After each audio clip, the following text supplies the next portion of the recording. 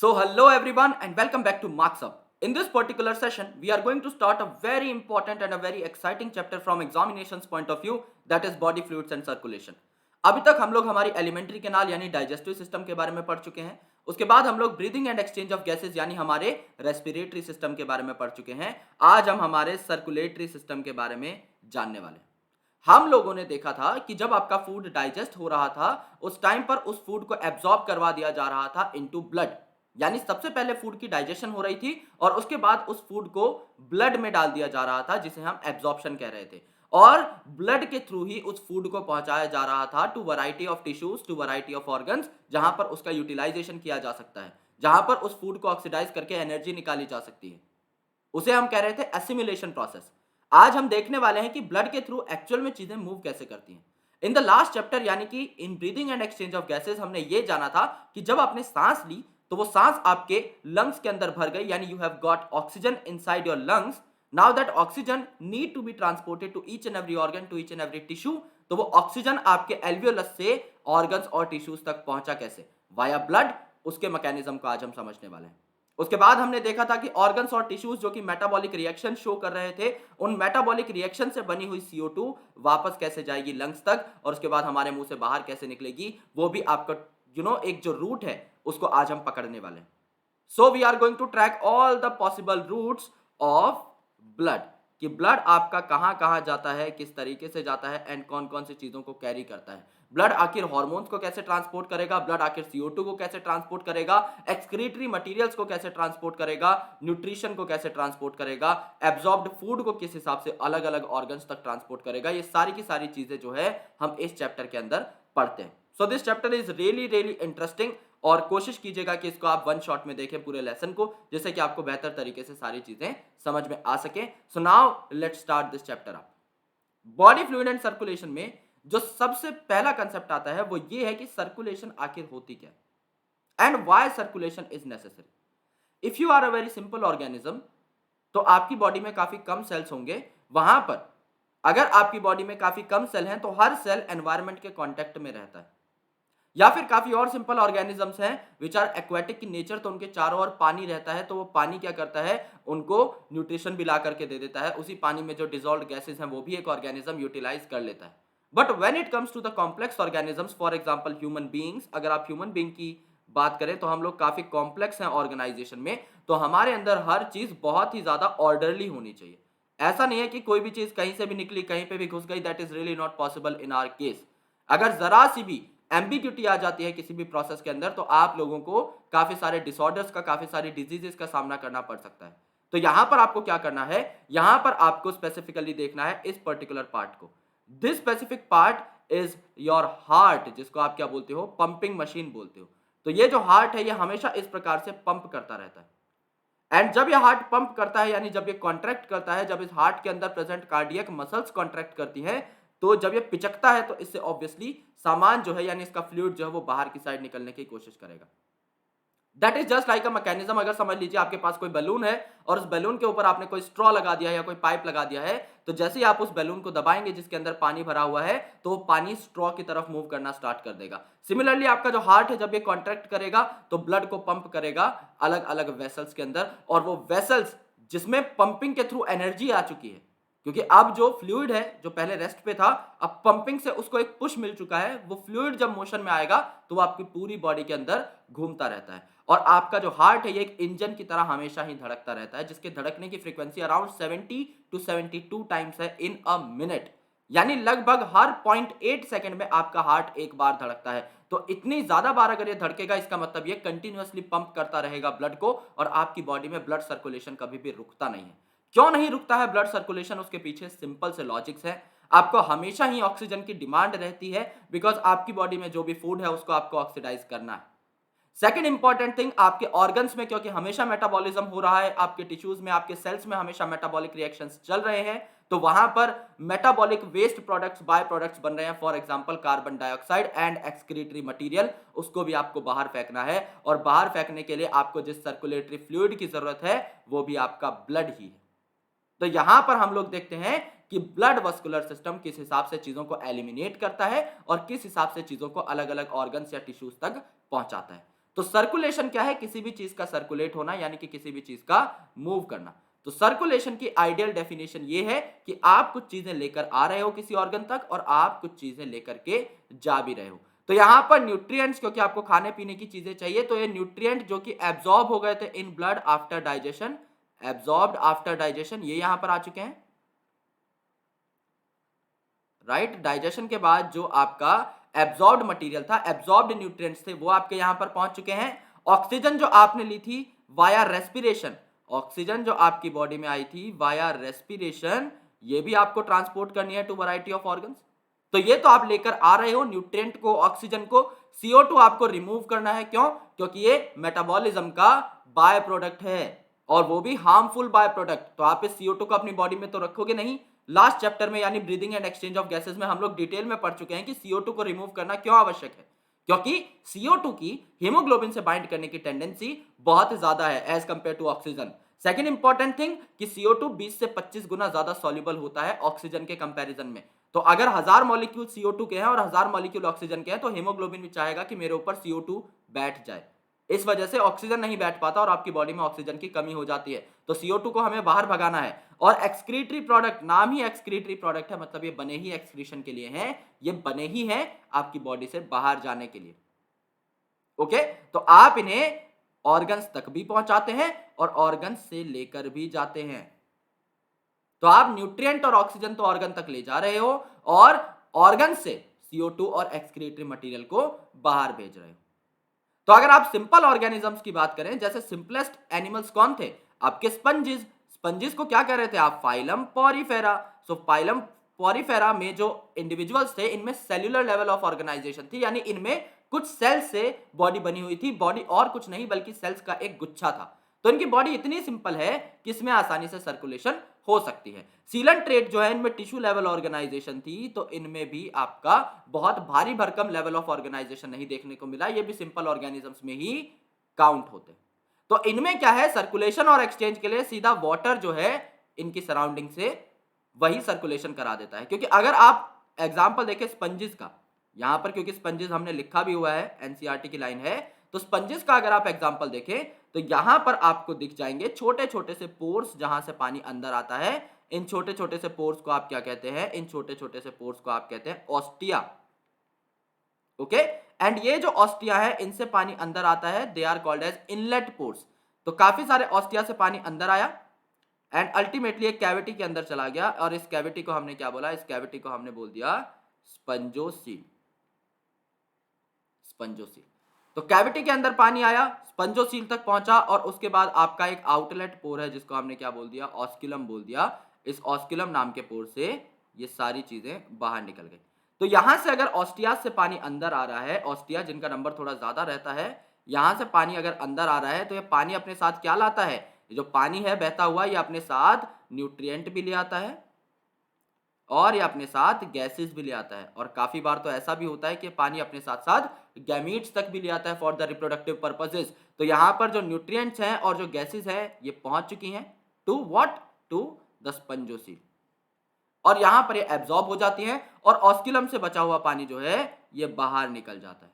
तो इस हिसाब की सिंपल सर्कुलेटरी ऑर्गेनाइजेशन आपको देखने को मिल सकती है। हम ये तो नहीं कह सकते कि ये सर्कुलेटरी सिस्टम है, क्यों? क्योंकि स्पंजिस में सेल्यूलर लेवल ऑफ ऑर्गेनाइजेशन है। अगर इसमें है ही सिर्फ सेल, तो इसमें हम ये तो नहीं कह सकते कि पूरा का पूरा ऑर्गन सिस्टम होगा। ऑर्गन सिस्टम तो आपका बहुत लेट आया था, right? You know very well कि ऑर्गन सिस्टम लेवल एस्केलमिंथ में आया था, राउंड वॉर्म्स में। यहां पर तो organ system level of organisation है ही नहीं, तो यहां पर आप इसे सर्कुलेटरी सिस्टम नहीं बोलेंगे।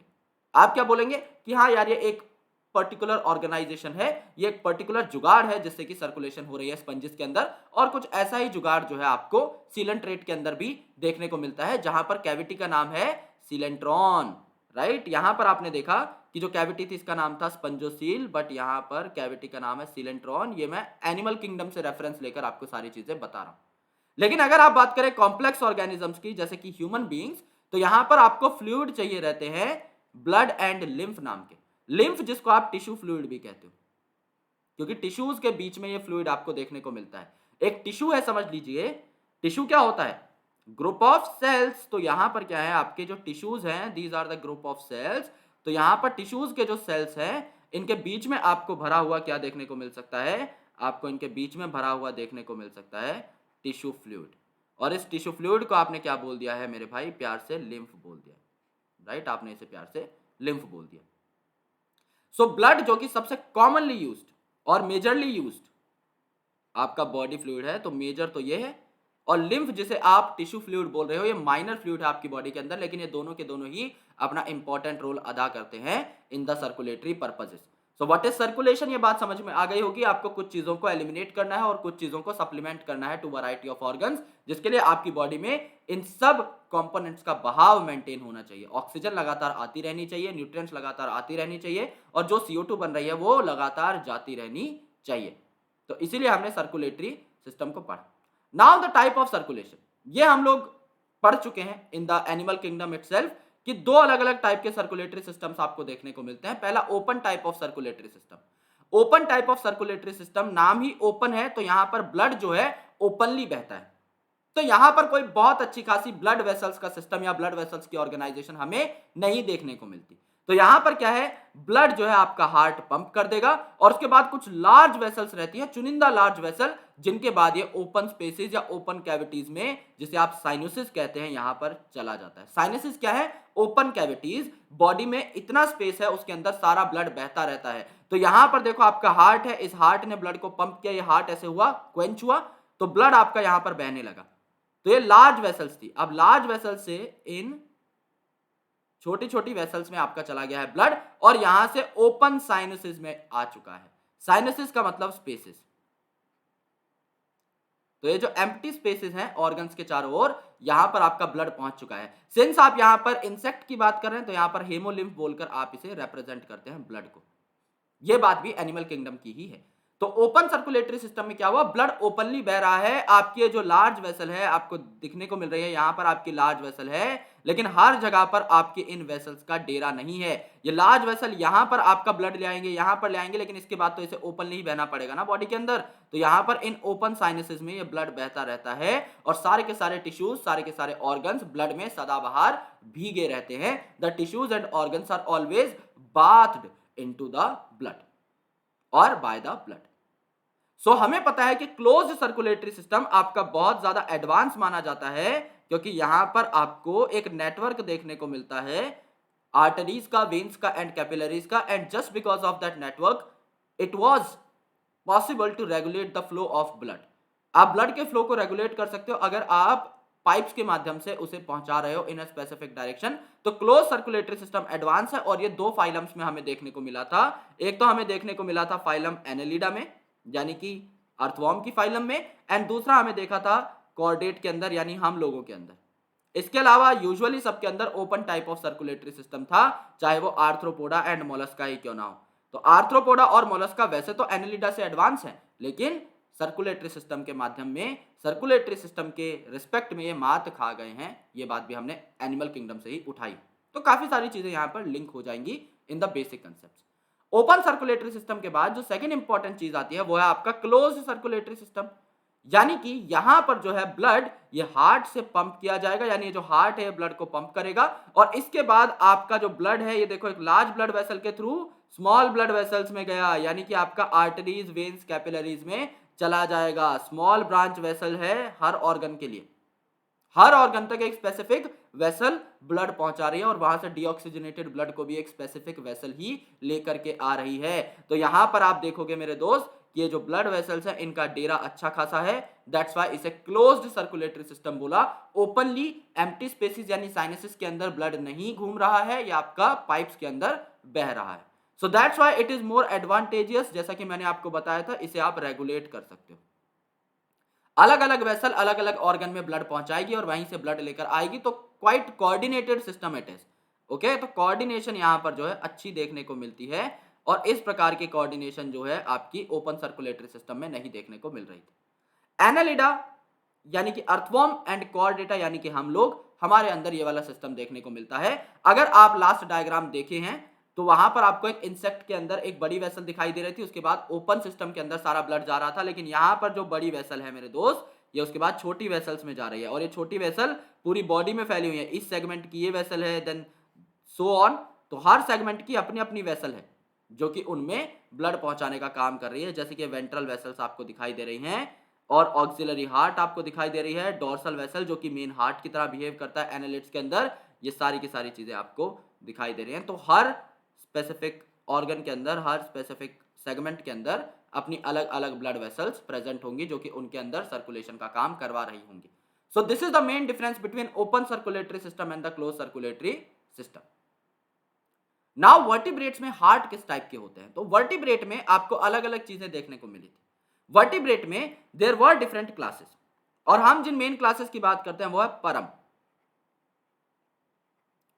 परम का मतलब क्या है? परम में पी का मतलब है पाइसिस, पाइसिस का मतलब होता है फिशेस। ए का मतलब है एम्फीबियन, यानी कि वाटर और लैंड दोनों पे रहने वाले। एम्फी का मतलब होता है ड्यूअल। आर का मतलब रेप्टाइल। ए का मतलब एव्स यानी बर्ड्स, एंड एम का मतलब मैमल्स यानी कि हम लोग, जिनके अंदर मैमरी ग्लैंड्स प्रेजेंट होते हैं। सो यहां पर अगर आप देखेंगे कि किस प्रकार का हार्ट इनके अंदर होता है, then you will get to know कि all vertebrates have a muscular chambered heart, यानी एक मसल का हार्ट बना रहता है हमारे अंदर, यानी वर्टिब्रेट्स के अंदर। और ये बात हमें पहले से पता है, क्यों? क्योंकि हम लोग मसल्स को डिटेल में पढ़ चुके हैं इन द टिश्यूज चैप्टर। वहां पर हमने देखा था 3 अलग अलग तरीके की मसल्स होती हैं। पहली स्केलेटल मसल जो कि वॉलंटरी होती है, जिनको आप कंट्रोल कर सकते हो, जैसे आपकी बाइसेप, ट्राइसेप। बॉडी बिल्डिंग में आप जो भी मसल्स शो करते हो जो आपके हिसाब से फूल जाती हैं, दे आर वॉलंटरी मसल, उनकी मूवमेंट को आप रेगुलेट कर रहे हैं। दूसरी मसल्स होती हैं स्मूथ मसल्स, जो कि आप रेगुलेट नहीं कर सकते, आप उनकी मोशन को कंट्रोल नहीं कर सकते, इसीलिए उन्हें इनवॉलंटरी कहा जाता है। जैसे आपकी एलिमेंट्री कैनाल की स्मूथ मसल्स, आपको नहीं पता चल रहा कब आपकी बॉडी के अंदर पेरिस्टाल्सिस हो रही है, कब आपकी बॉडी के अंदर चर्निंग मूवमेंट्स हो रही है, वो ऑटोमेटिकली होती हैं, न्यूरो एंडोक्राइन मैकेनिज्म से वो रेगुलेटेड होती हैं। यानी कि या तो वो आपके सेंट्रल नर्वस सिस्टम से सिग्नल जाएगा तब कॉन्ट्रैक्ट होंगी, या फिर आपके हार्मोन से सिग्नल जाएगा तब कॉन्ट्रैक्ट होंगी। आपका उस पर कोई बस नहीं, आप अपने मन चाहे मन मुताबिक आप उन्हें कॉन्ट्रैक्ट नहीं करा सकते।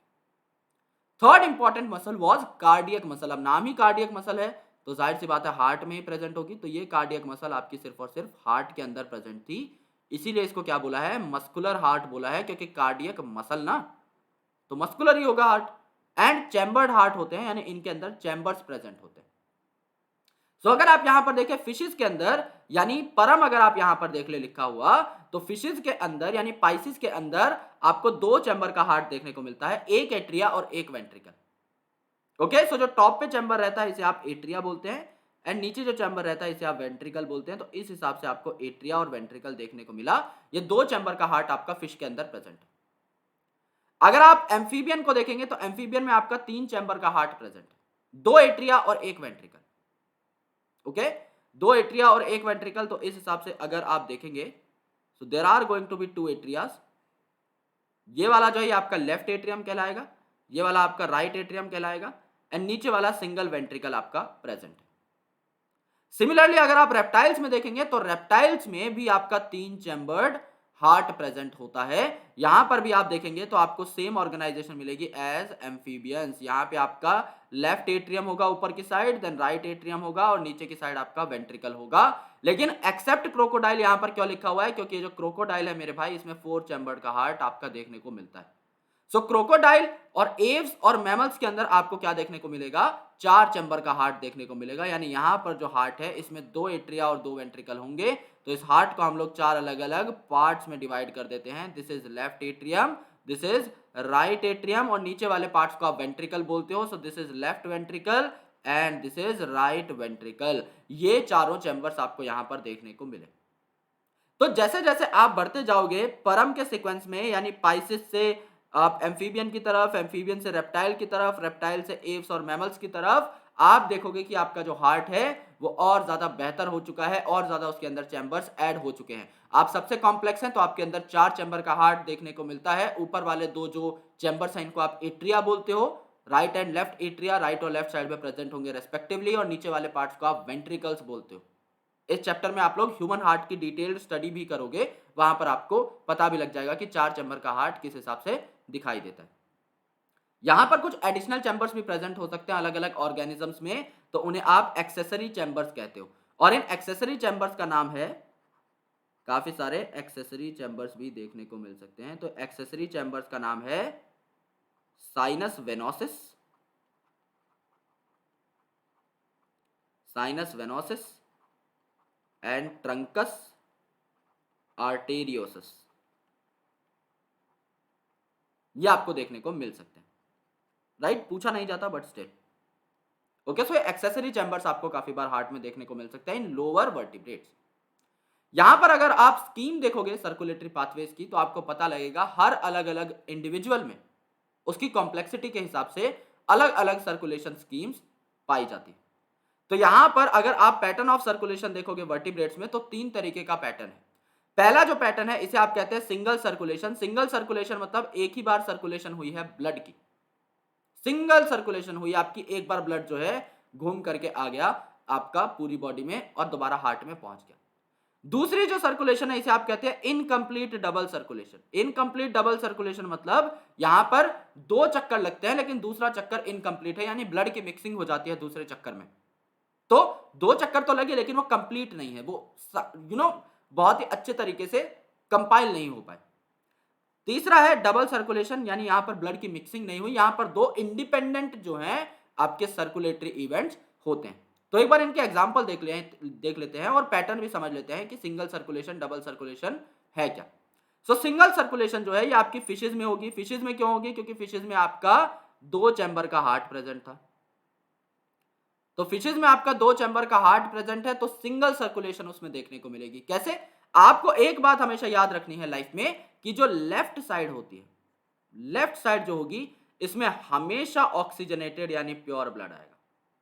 ऑक्सीजनेटेड यानी जिसमें ऑक्सीजन लोड की गई है लंग्स के थ्रू, गिल्स के थ्रू, जैसे भी जो भी आपका ऑक्सीजन का सोर्स है, जो भी आपका ऑर्गन है जो कि ऑक्सीजन लेकर आएगा, वो लेफ्ट साइड में ऑक्सीजनेटेड ब्लड को पहुंचाएगा। और जो राइट साइड है आपकी हार्ट की, ये हमेशा डीऑक्सीजनेटेड ब्लड को कैरी करती है। ये एक थंब रूल है, ये हर ऑर्गेनिज्म पर इंप्लाई होता है। चाहे आप रेप्टाइल की बात कर लो, चाहे आप एव्स की बात कर लो, चाहे आप मैमल्स की बात कर लो, ये जो रूल्स हैं ये हर ऑर्गेनिज्म पर लागू होते हैं without a doubt, without any exception. तो सिंगल सर्कुलेशन क्या हुई? फिशेस के अंदर दो चैम्बर का हार्ट प्रेजेंट है, तो हार्ट जो है ये आपका इम्प्योर ब्लड को रिसीव करेगा, यानी वीनस हार्ट है यहां पर। क्योंकि यहां पर लेफ्ट और राइट का तो कोई चक्कर है नहीं मेरे भाई, दो ही तो आपके चैम्बर्स हैं। एक आपका ऊपर की साइड है पूरा का पूरा एट्रियम और एक नीचे की साइड है वेंट्रिकल। तो एट्रियम में कोई राइट और लेफ्ट का चक्कर तो है नहीं कि एक जगह से ऑक्सीजनेटेड आएगा दूसरी जगह से डीऑक्सीजनेटेड जाएगा। तो यहां पे सिर्फ और सिर्फ डीऑक्सीजनेटेड ही आएगा, इसीलिए वीनस हार्ट इसे बोला। यहां पे सिर्फ और सिर्फ डीऑक्सीजनेटेड ब्लड ही आता है। ओके, सो डीऑक्सीजनेटेड जो ब्लड है अब हार्ट से ये कहां जाएगा? ये आपका गिल्स के पास जाएगा। और गिल्स क्या करती है? गिल्स भाई यहां पर रेस्पिरेटरी ऑर्गन है। अगर गिल्स यहां पर रेस्पिरेटरी ऑर्गन है तो गिल्स के पास ऑक्सीजन होगा, तो यहां पर डीऑक्सीजनेटेड ब्लड जो है ये आपका गिल्स के पास गया। गिल्स से आपका डीऑक्सीजनेटेड ब्लड जो है ये ऑक्सीजनेटेड हो गया। ओके, डीऑक्सीजनेटेड ब्लड जो था गिल्स से ऑक्सीजनेटेड हो गया एंड ये अलग अलग ऑर्गन्स के पास चला गया, अलग अलग ऑर्गन्स के पास चला गया। एंड अल्टीमेटली ये जो ऑर्गन्स के पास जाता है तो ऑर्गन्स के पास जाकर दोबारा से डीऑक्सीजनेटेड हो जाएगा and ultimately it will come back to the heart. तो ये आपको साइकिल देखने को मिलती है। इसको एक बार मैं ठीक से बना देता हूं so that you can understand it in a clear cut वे कि यहां पर होता क्या है। देखो यार, डीऑक्सीजनेटेड ब्लड जो है ये अलग अलग ऑर्गन से आपके हार्ट में आ गया। अब इस डीऑक्सीजनेटेड ब्लड को आपको ऑक्सीजनेटेड करना है, तो यहां पर ये जो ब्लड है कहां चला जाएगा? गिल्स के पास चला जाएगा। गिल्स के पास से जो ऑक्सीजनेटेड ब्लड है ये कहां पर चला जाएगा? ऑक्सीजनेटेड ब्लड है कहां चला जाएगा? ऑर्गन्स के पास चला जाएगा। और ऑर्गन्स जो है यहां पे साइकिल पूरी हो जाएगी। ऑर्गन से आपका डीऑक्सीजनेटेड ब्लड जो है ये आपका दोबारा से हार्ट में चला जाएगा। तो एक सिंगल यहां पर साइकिल देखने को मिली, इसीलिए इसे सिंगल सर्कुलेशन बोला गया। पाथवे क्या हुई? यहां पर डीऑक्सीजनेटेड ब्लड जो है हार्ट में गया और ऑक्सीजनेटेड होकर ऑर्गन्स के पास चला गया। अल्टीमेटली इसी प्रकार से ये मूव करता रहता है बिकॉज दो ही चैम्बर हैं, तो प्योरीफाइड नॉन प्योरीफाइड यानी लेफ्ट और राइट का कोई पर्टिकुलर चक्कर यहां पर नहीं है। ये आपको आगे वाले एग्जांपल्स में देखने को मिलेगा। सो this was the simplest mole of circulation जो हमने यहां पर ड्रॉ किया है। अगला अगर आप एग्जांपल देखो तो यहां पर इनकम्प्लीट डबल सर्कुलेशन होती है, यानी दो बार सर्कुलेशन होगी लेकिन इनकम्प्लीट। इनकम्प्लीट का मतलब है यहां पर मिक्सिंग हो जाएगी। अब मिक्सिंग क्यों हो जाएगी? क्योंकि ये आपका देखने को मिलता है मोड एम्फीबियंस और रेप्टाइल्स में। एम्फीबियन और रेप्टाइल में तीन चैम्बर्स का हार्ट था, तो 3 चैम्बर का हार्ट है तो इससे मिक्सिंग का क्या लेना देना है मेरे दोस्त। यहां पर अगर 3 चैम्बर का हार्ट है तो आप अगर इस हार्ट को देखोगे तो ऊपर के जो 2 चैम्बर है तो एट्रियम है, जैसे कि ये वाला है लेफ्ट एट्रियम, ये वाला है राइट एट्रियम, और नीचे है आपका वेंट्रिकल। अब मेरे भाई लेफ्ट एट्रियम में जो भी ब्लड आएगा और राइट एट्रियम में जो भी ब्लड आएगा वो मिक्स तो आकर सेम वेंट्रिकल में ही होगा ना, वेंट्रिकल तो सेम ही रहा। तो यहां पर दिक्कत ये आ गई कि वेंट्रिकल में जो कि सेम चैम्बर है इसके अंदर मिक्सिंग हो गई। ओके, सो लेफ्ट साइड जो मैंने आपको बताया लेफ्ट एट्रियम, ये हमेशा ऑक्सीजनेटेड ब्लड को रिसीव करता है। तो जो लेफ्ट एट्रियम है इसने ऑक्सीजनेटेड ब्लड को रिसीव किया। ऑक्सीजनेटेड ब्लड कहां से आ रहा था आपका, या तो लंग से आ रहा था अगर आप किसी टेरेस्ट्रियल रेप्टाइल की बात कर रहे हो तो, ये आपका या तो गिल्स से आ रहा था अगर आप किसी एक्वेटिक एम्फीबियन की बात कर रहे हो तो, अगर आप फ्रॉग वगैरह की बात कर रहे हो तो इसकी मॉइस्ट स्किन से ऑक्सीजन आया है। तो ब्लड जिसमें ऑक्सीजन लोड हो चुका है वो लेफ्ट एट्रियम में आता है, क्योंकि लेफ्ट साइड हमेशा ऑक्सीजनेटेड ब्लड को कैरी करती है। ये बात हम लोग ऑलरेडी नोट कर चुके हैं। सिमिलरली जो राइट एट्रियम है इसमें क्या आएगा, इसमें डीऑक्सीजनेटेड ब्लड आएगा फ्रॉम द बॉडी पार्ट।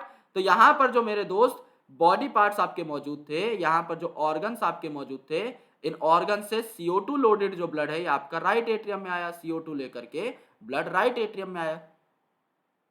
लेकिन अब यहां पर डीऑक्सीजनेटेड ब्लड आ रहा है, यहां पर ऑक्सीजनेटेड ब्लड आ रहा है। दिक्कत क्या हो गई कि आपको इन्हें मिक्स करना पड़ गया। अब राइट एट्रियम का ब्लड भी नीचे जाएगा और लेफ्ट एट्रियम का ब्लड भी नीचे जाएगा। भाई यहां पर तो पूरी मिक्सिंग हो गई ना, यहां पर पूरी की पूरी मिक्सिंग हो गई। तो ये सिंगल वेंट्रिकल में मिक्स हो जाते हैं एंड अल्टीमेटली वेंट्रिकल जो है इस मिक्स्ड ब्लड को पंप करता है to variety of organs. Okay, अब यहां से ब्लड जो है पंप हो जाता है। तो पंप होगा, आप देखोगे पंप होगा तो आपका ऑक्सीजनेट होकर वापस भी आ सकता है हार्ट के अंदर, और ये अगर यहां से पंप होगा तो आपका ऑर्गन्स के पास जा सकता है और डीऑक्सीजनेट होकर वापस भी आ सकता है। तो यहां पर डबल सर्कुलेशन तो हमें देखने को मिली, लेकिन ये मिक्सिंग हो गई जो कि सबसे ज्यादा खतरनाक प्रोसेस है। यहां पर हमें बस इसके बारे में जानना था कि यहां पर मिक्सिंग हो गई इन द वेंट्रिकल, क्योंकि वेंट्रिकल आपका सेम है, इसमें कोई भी बदलाव हमें देखने को नहीं मिला, एक ही चैम्बर था। तो इसमें चाहे आपका प्योर ब्लड हो चाहे इम्प्योर ब्लड हो वो आकर ऑटोमेटिकली गिर गया।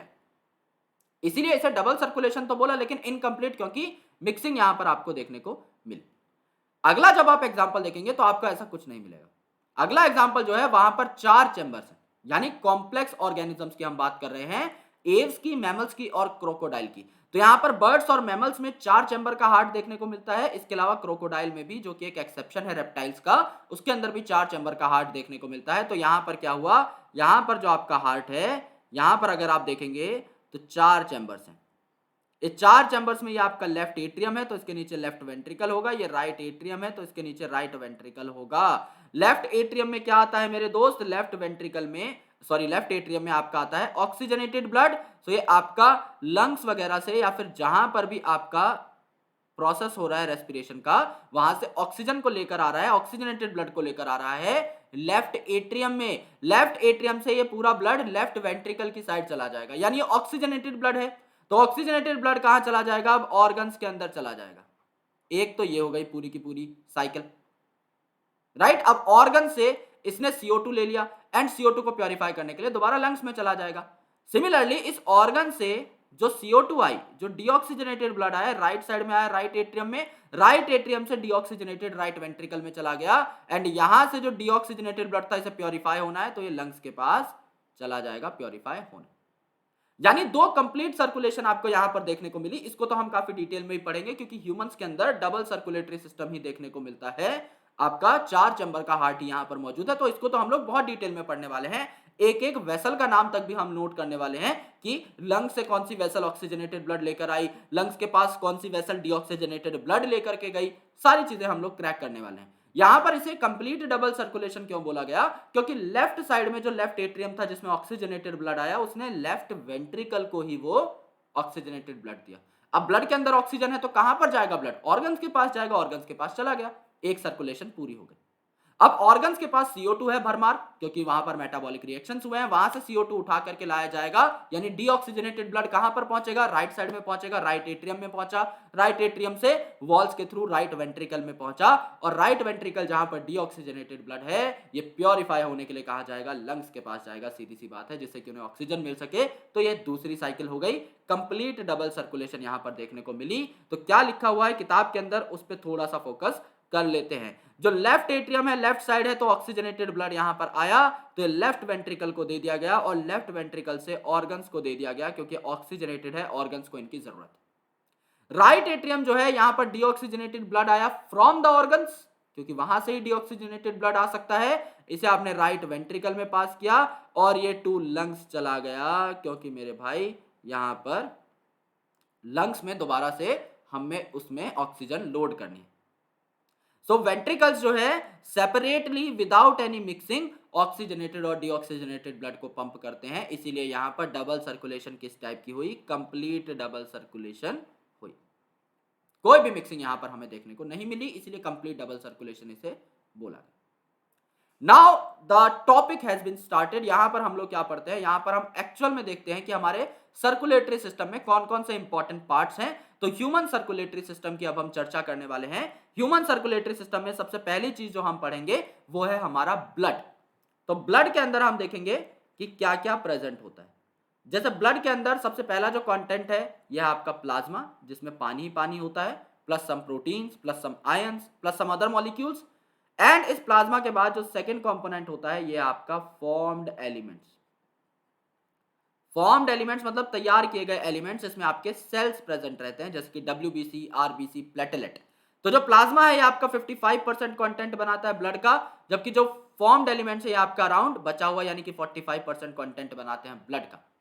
तो प्लाज्मा के अंदर कौन कौन सी चीजें आती हैं, फॉर्म्ड एलिमेंट्स के अंदर कौन कौन सी चीजें आती हैं, सबसे पहले हम इनके बारे में चर्चा करेंगे, और ब्लड से रिलेटेड सारे टॉपिक्स पढ़ लेंगे कि ब्लड क्या होता है, इसके अंदर कौन कौन से सेल हैं, उन सेल्स की कॉम्पोजिशन क्या है, उन सेल्स का फंक्शन क्या क्या है, ब्लड ग्रुपिंग सिस्टम क्या क्या होता है, किस किस हिसाब से आप जो है डोनर और रेसिपिएंट को क्लासिफाई करते हो, RH ब्लड ग्रुपिंग सिस्टम क्या है, ABO ब्लड ग्रुपिंग सिस्टम क्या है, ब्लड क्लॉटिंग क्या है। ब्लड से रिलेटेड जितने भी टॉपिक्स हैं उनको हम पहले कंप्लीट करेंगे, एंड आफ्टर दैट हम लोग बढ़ जाएंगे हार्ट की तरफ। उसके बाद हम लोग इस 4 चैम्बर के हार्ट की डिस्कशन स्टार्ट कर देंगे, जहां पर आपको 4 चैम्बर दिखाए गए हैं, लेफ्ट एट्रियम, राइट एट्रियम ऊपर वाले, और नीचे वाले सेम साइड के अंदर right and left ventricle respectively. So सबसे पहले ब्लड के बारे में पढ़ते हैं। So there is a flow chart which is given, which is very very critical from examination point of view. यहां पर हर चीज आपकी ठीक तरीके से कंपाइल कर दी गई है कि इस चैप्टर के अंदर आपको क्या पढ़ना है। सो ह्यूमन सर्कुलेटरी सिस्टम में दो अलग अलग सिस्टम होते हैं। पहला तो मेन जो आपका फ्लूइड है, मैंने आपको बताया था मेजर ये ब्लड है, तो ब्लड से अगर कोई चीज ट्रांसपोर्ट होती है इसे आप कहते हैं ब्लड वस्कुलर सिस्टम। और सेकंड, अगर कोई चीज आपकी लिम्फ के थ्रू एक्सचेंज हो रही है, लिम्फ के थ्रू ट्रांसपोर्ट हो रही है, तो इसे आप बोलते हैं लिम्फेटिक सिस्टम या लिम्फ सिस्टम। तो ब्लड वस्कुलर सिस्टम हमारा प्राइम कंसर्न है, इसे हमें पढ़ना होता है। ब्लड वस्कुलर सिस्टम में आपको एक मोटर चाहिए जो कि आपके ब्लड को पंप करेगी। तो पंप करने के लिए जो मोटर लगी है इसका नाम क्या है, हार्ट। सेकंड, आपको फ्लूइड चाहिए। अब देखो यार, आपने मोटर तो चला दी, लेकिन पानी ऐसे खुला थोड़ी बह सकता है, राइट। तो आपको पानी को रेगुलेट भी करना है, तो पानी के लिए आपको पाइप्स भी चाहिए। तो एक तो मोटर हो गया, फिर काफी सारे पाइप्स हो गए, और इन पाइप्स में बहेगा क्या, पानी बहेगा, पेट्रोल बहेगा, सरसों का तेल बहेगा, केरोसिन बहेगा, that is totally your call. तो यहां पर हम जिस चीज को बहा रहे हैं, ये जो वाटर है जो कि इस पानी के अंदर बहेगा, वाटर है सॉरी, जो इस पाइप के अंदर बहेगा, वो दैट इज ब्लड। सो हम एक यूजुअल एग्जांपल ले रहे हैं अपने घर वाला। मोटर चलाई, पाइप के थ्रू पानी आपका टंकी में चढ़ रहा है। तो टंकी क्या है, आपके ऑर्गन्स, जहां तक आपको ब्लड से रिलेटेड सारे के सारे जो भी उसके अंदर न्यूट्रिएंट्स है वो सारी चीजें पहुंचानी। तो हम बात करते हैं ब्लड की। हार्ट के बारे में हम डिटेल्ड एनालिसिस लेंगे, ब्लड वेसल्स के बारे में भी हम पढ़ेंगे। यहां पर हम सबसे पहले ब्लड से रिलेटेड सारी चीजों की डिस्कशन करने वाले हैं।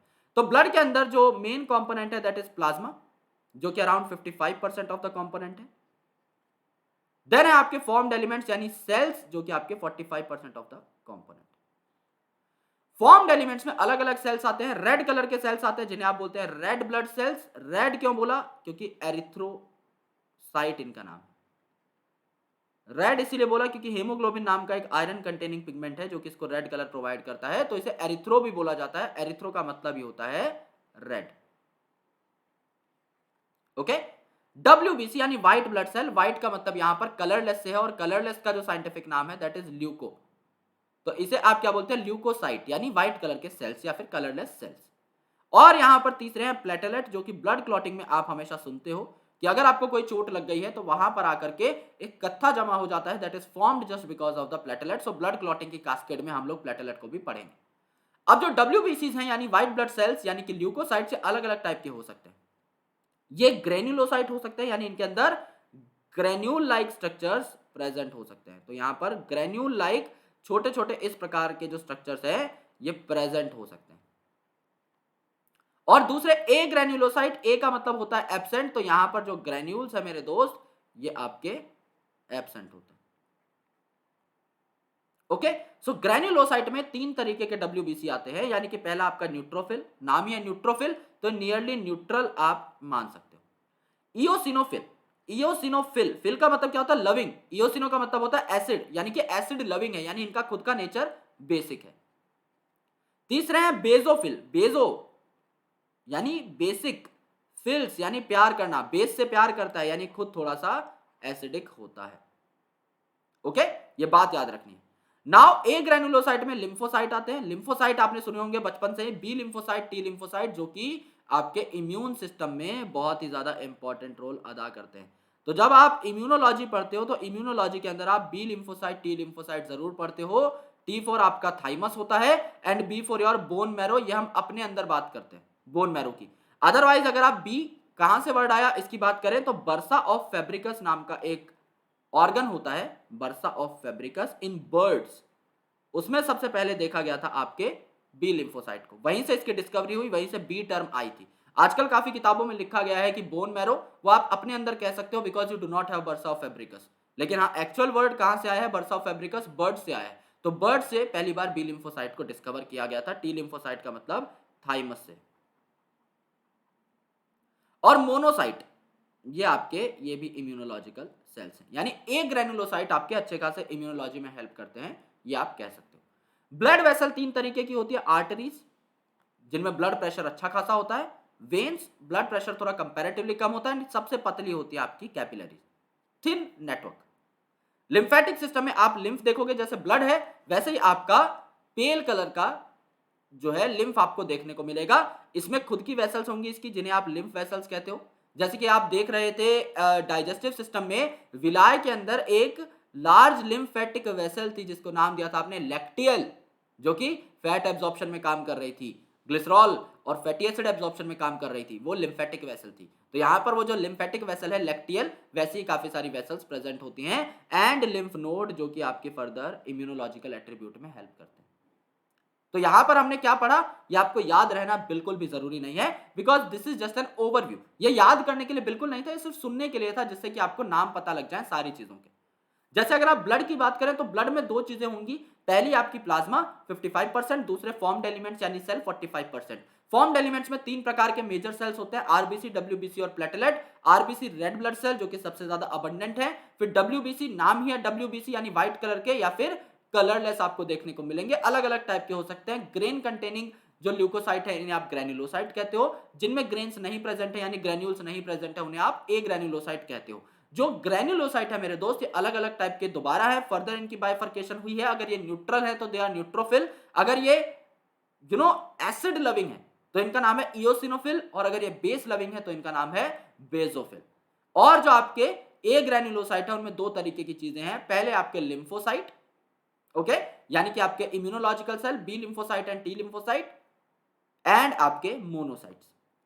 ब्लड वेसल की अगर आप बात करेंगे तो आर्टरी, वेन्स एंड कैपिलरीज, जिनके डायमीटर्स को भी हम कंपेयर करेंगे, इस लेक्चर के अंदर एक अलग से आर्टिकल गिवन है इसके बारे में। लिम्फेटिक सिस्टम की अगर आप बात करें तो लिम्फ नोड्स आपके प्रेजेंट हैं, लिम्फ आपका प्रेजेंट है, और लिम्फ बहेगा किससे, लिम्फेटिक वेसल से, तो ये आपका प्रेजेंट।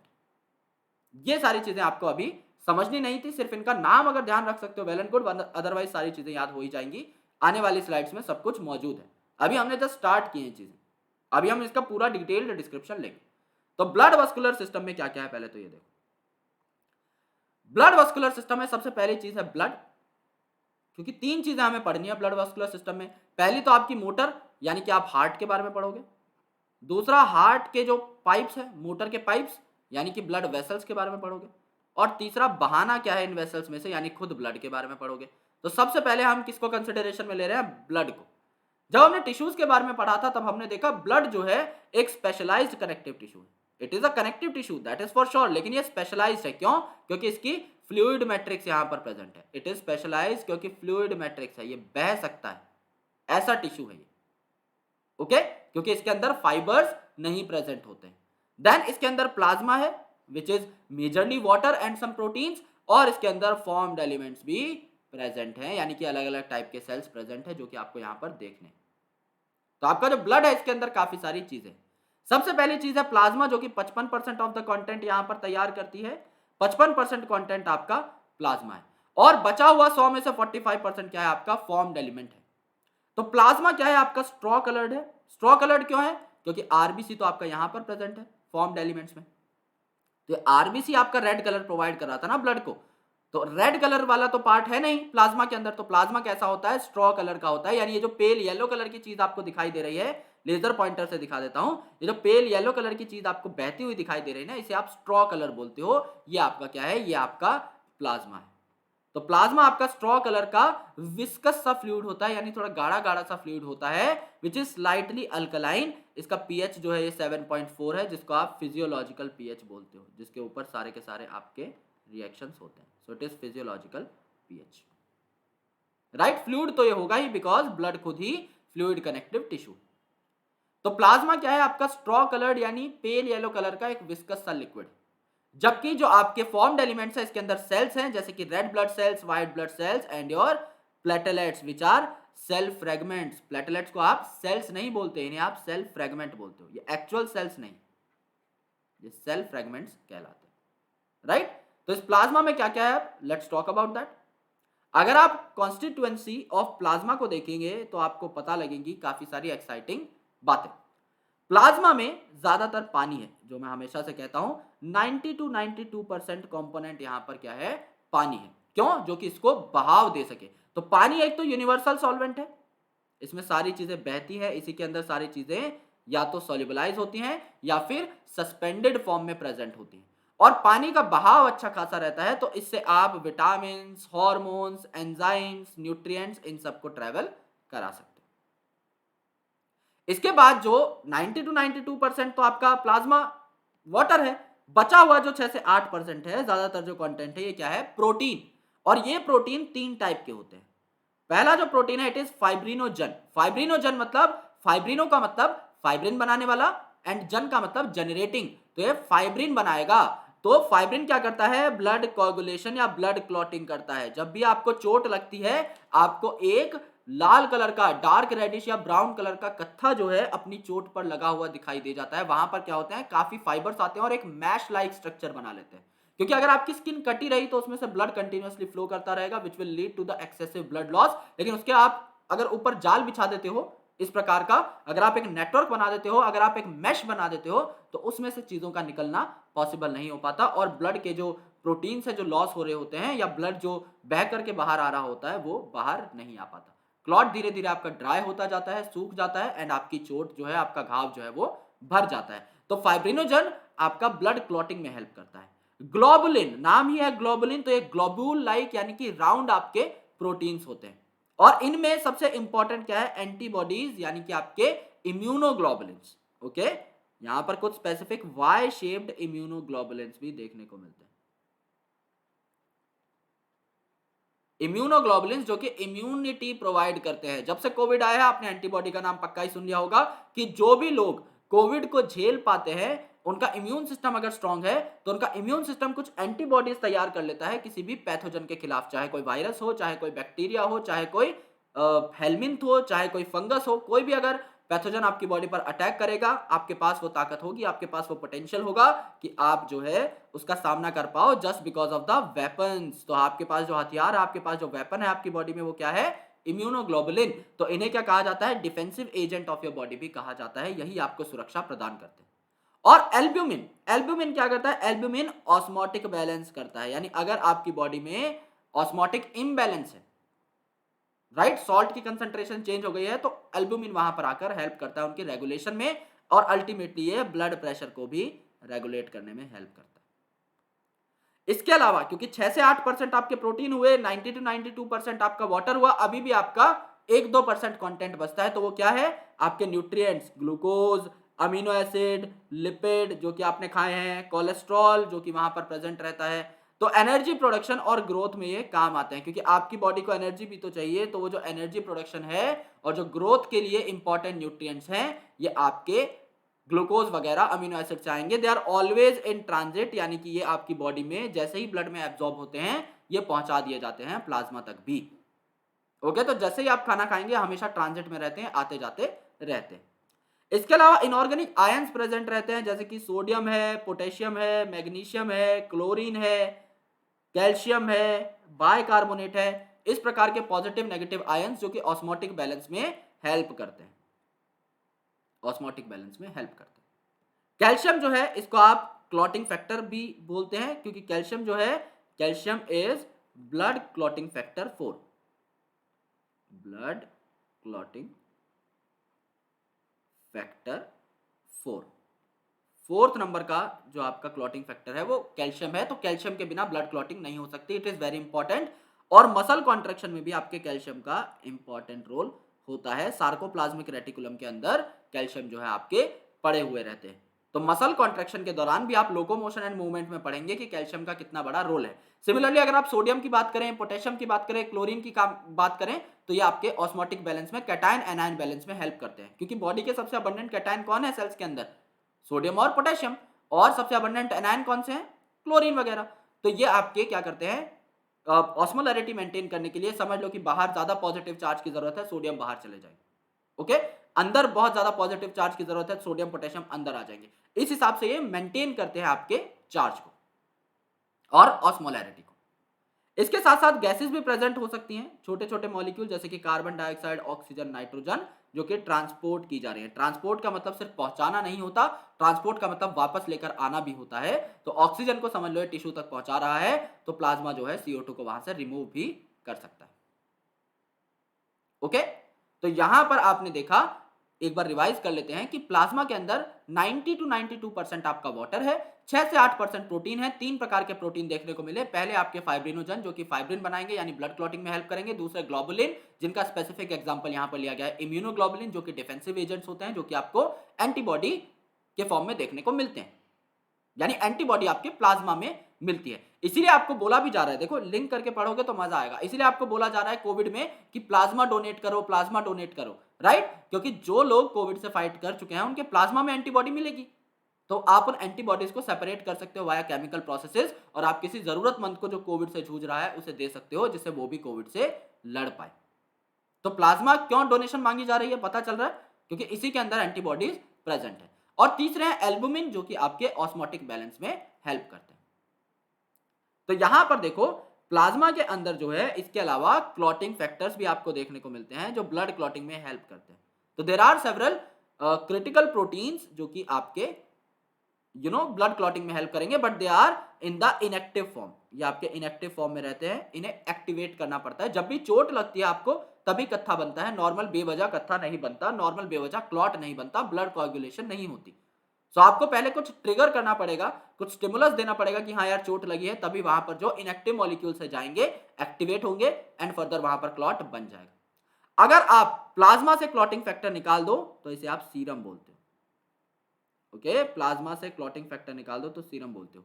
ऊपर आपको एक डायग्राम दिखाया हुआ है जहां पर ये आपका टोटल ब्लड है। इस टोटल ब्लड को अगर आप सेंट्रीफ्यूगेशन से सेंट्रीफ्यूज करा दो, यानी बहुत जोर से घुमा दो, तो जो भारी चीजें हैं वो नीचे आ जाएंगी। जैसे आरबीसी काफी भारी सेल्स होते हैं, इनका नंबर भी काफी ज्यादा है। डब्ल्यूबीसी प्लेटलेट आपके हल्के होते हैं, तो बीच में देखने को मिले, और सबसे ऊपर आ जाता है आपका प्लाज्मा, क्योंकि प्लाज्मा क्या है, वाटर ही तो है ज्यादातर, तो ये आपका ऊपर देखने को मिल जाएगा, राइट? इस हिसाब से इनकी आप बाइफर्केशन भी देख सकते हो। ओके, एंड अगर आपके क्लॉटिंग फैक्टर नहीं है तो ऊपर वाला ये जो पार्ट है जहां पे क्लॉटिंग फैक्टर को रिमूव कर दिया गया है, तो आपको अगर सीरम निकालना है तो आप क्या करिए, प्लाज्मा को लीजिए, घुमा दीजिए, क्लॉटिंग फैक्टर्स नीचे बैठ जाएंगे, because they are heavy proteins. जो सीरम है आपका वो सिर्फ आपका ऊपर आ जाएगा, इसको आप लोग अलग से कलेक्ट भी कर सकते हैं। Okay, so this was about the plasma. अब देखिए फॉर्म्ड एलिमेंट्स के बारे में।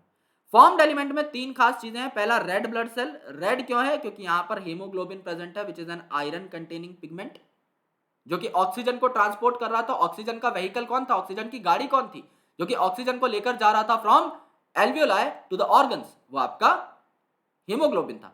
तो यहां पर रेड ब्लड सेल, एरिथ्रो का मतलब भी रेड होता है। रेड इसे क्यों बोला गया? हीमोग्लोबिन की प्रेजेंस की वजह से, यानी haemoglobin provides the red colour to the blood. Second important cells है white blood cell. White blood cell को ल्यूकोसाइट कहा जाता है। ल्यूको का मतलब भी क्या होता है? कलरलेस। तो कलरलेस चीजें यूजुअली आपको व्हाइट ही या पेल ही दिखाई देती हैं, तो इसीलिए इसको ल्यूकोसाइट बोला गया। Third important cells are platelets. तो प्लेटलेट्स आपके थ्रोम्बोसाइट कहलाते हैं। ओके, तो इनके साइंटिफिक नाम भी आपको याद होने चाहिए। जैसे अगर रेड ब्लड सेल रेड है तो it is erythro, white blood cell white है तो ल्यूको, और प्लेटलेट को आप थ्रोम्बोसाइट कहते हो। ये सारे के सारे छोटे छोटे, देखो प्लेटलेट आपके सेल फ्रेगमेंट, मैंने बोला था यहाँ पर सेल फ्रेगमेंट आपके मौजूद हैं। ये आपके रेड ब्लड सेल हैं जिनकी जो शेप है ये कैसी है? Biconcave disc shape. तो यहाँ पे क्या है? आपकी डिस्क है ये। ओके, एक डिस्क जैसा है लेकिन बाय कनकेव है। यहाँ पर देखो डिप्रेशन है इसके अंदर, राइट? एक हल्की सी डिप्रेशन है। जैसे आपने मिठाई खाई होगी बालूशाही, राइट? तो वहां पर क्या रहता है? एक डिप्रेशन बनाई जाती है। सिमिलरली आपने पेड़ा भी खाया होगा तो पेड़े का जो रहता है उसमें एक अंगूठा जो है उसकी छाप लगा दी जाती है अल्टीमेटली बीच में एक छोटा सा डिप्रेशन बनाने के लिए। सिमिलरली दोनों साइड में यहाँ पर डिप्रेशन देखने को मिलते हैं, तो it is by concave from both the ends. तो कनकेव तो है, ये बाय कनकेव है, यानी दोनों एंड्स पे।